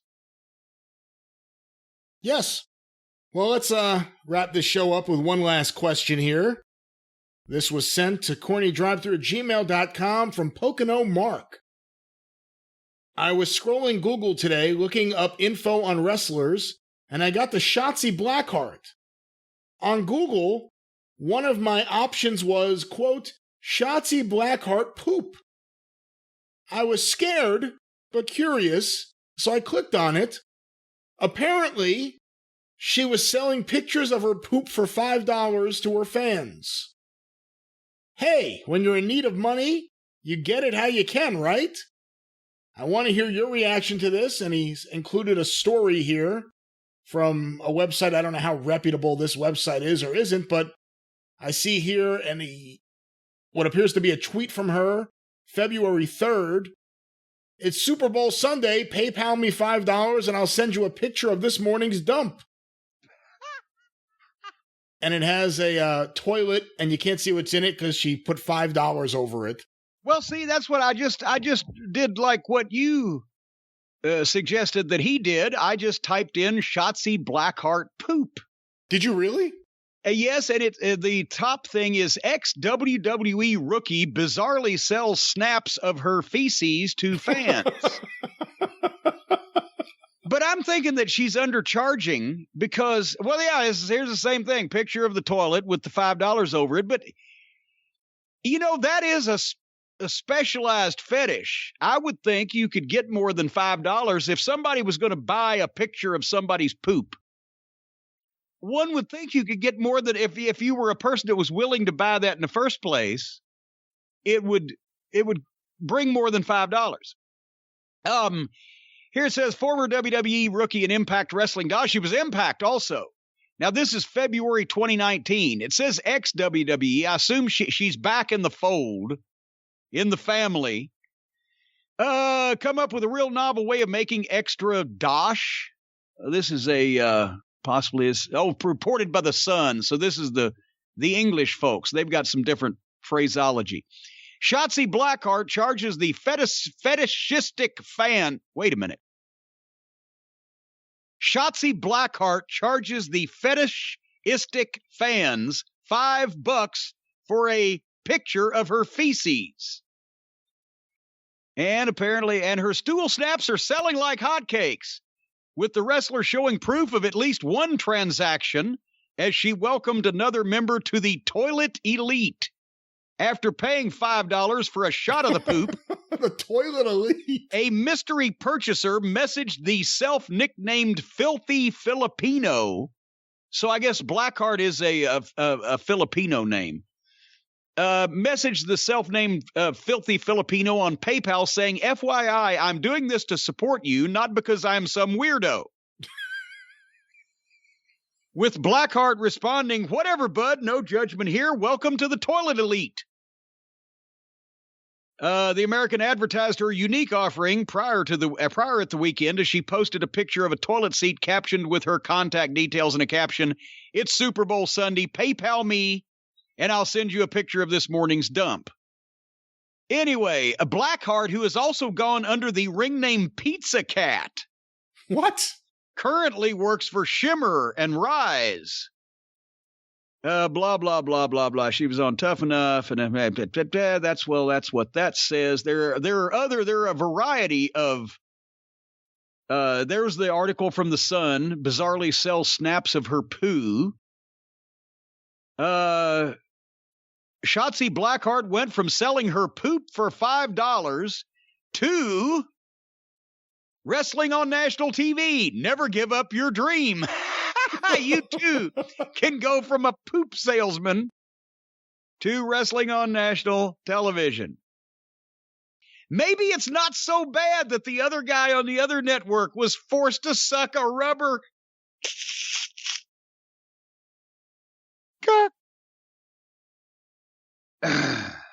Yeah, there you go. Poop selling. Pictures of poop. I guess you ought to be able to get more money for the actual poop. Can't you always get more money for a car than a picture of a car? I would think so. You ought to be able to get more money for the actual poop than for the picture of the poop. Did we ever determine how much the alleged Tessa Blanchard on that tape was getting for that tape? No, I think we found out later on that it was apparently some porn actress. It was recognized from another poop tape. It was not Tessa, but we did not We never determined the compensation for the poop tape. Last I heard. And by the way, that guy could have supported her just by sending the $5 and not requesting the photo. Not requesting the picture of the poop. That is a way that she could have been supported.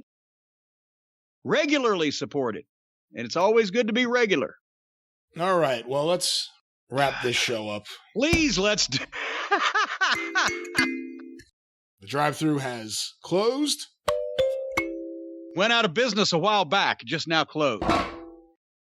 You can hear us again if you choose on the Experience. I don't know why they would choose. On the Experience this Friday, wherever you find your favorite podcast. Don't forget, you can hear classic episodes of The Drive-Thru and The Experience by becoming a patron. Patreon.com/Cornette. For $5 a month, you get access to the archives of The Drive-Thru and The Experience from the very beginning in November 2013. Right now, we are in the summer of 2015. More episodes added each and every Sunday evening. Patreon.com/Cornette. Also, don't forget to subscribe to the official Jim Cornette YouTube channel, approaching 170,000 subscribers on our march to 1 million. Check out clips from the episodes, full episodes, and omnibus collections, all with the very popular and exclusive Travis Heckel artwork. The official Jim Cornette YouTube channel. Just go to YouTube and search for Jim Cornette. You can follow Jim on Twitter at the Jim Cornette. You can follow me on Twitter at Great Brian Last. You can hear me on the 605 Superpodcast at 605pod.com. Available wherever you find your favorite podcasts. Don't forget, Cornette's Collectibles at jimcornette.com. Just go to jimcornette.com, look for collectibles, and buy everything you see there all at once. The official Jim Cornette store, Cornette's Collectibles. The drive-thru is brought to you by the Law Office of Stephen P. New, 888-692-8084. Get even with Stephen at newlawoffice.com. But until Friday on The Experience, and I guess since we have to watch Hell in a Cell next Tuesday, right back here on the drive-thru for Jim Cornette, I'm the Great Brian Last. Tally-ho! You know, we had such high hopes for this program at the start.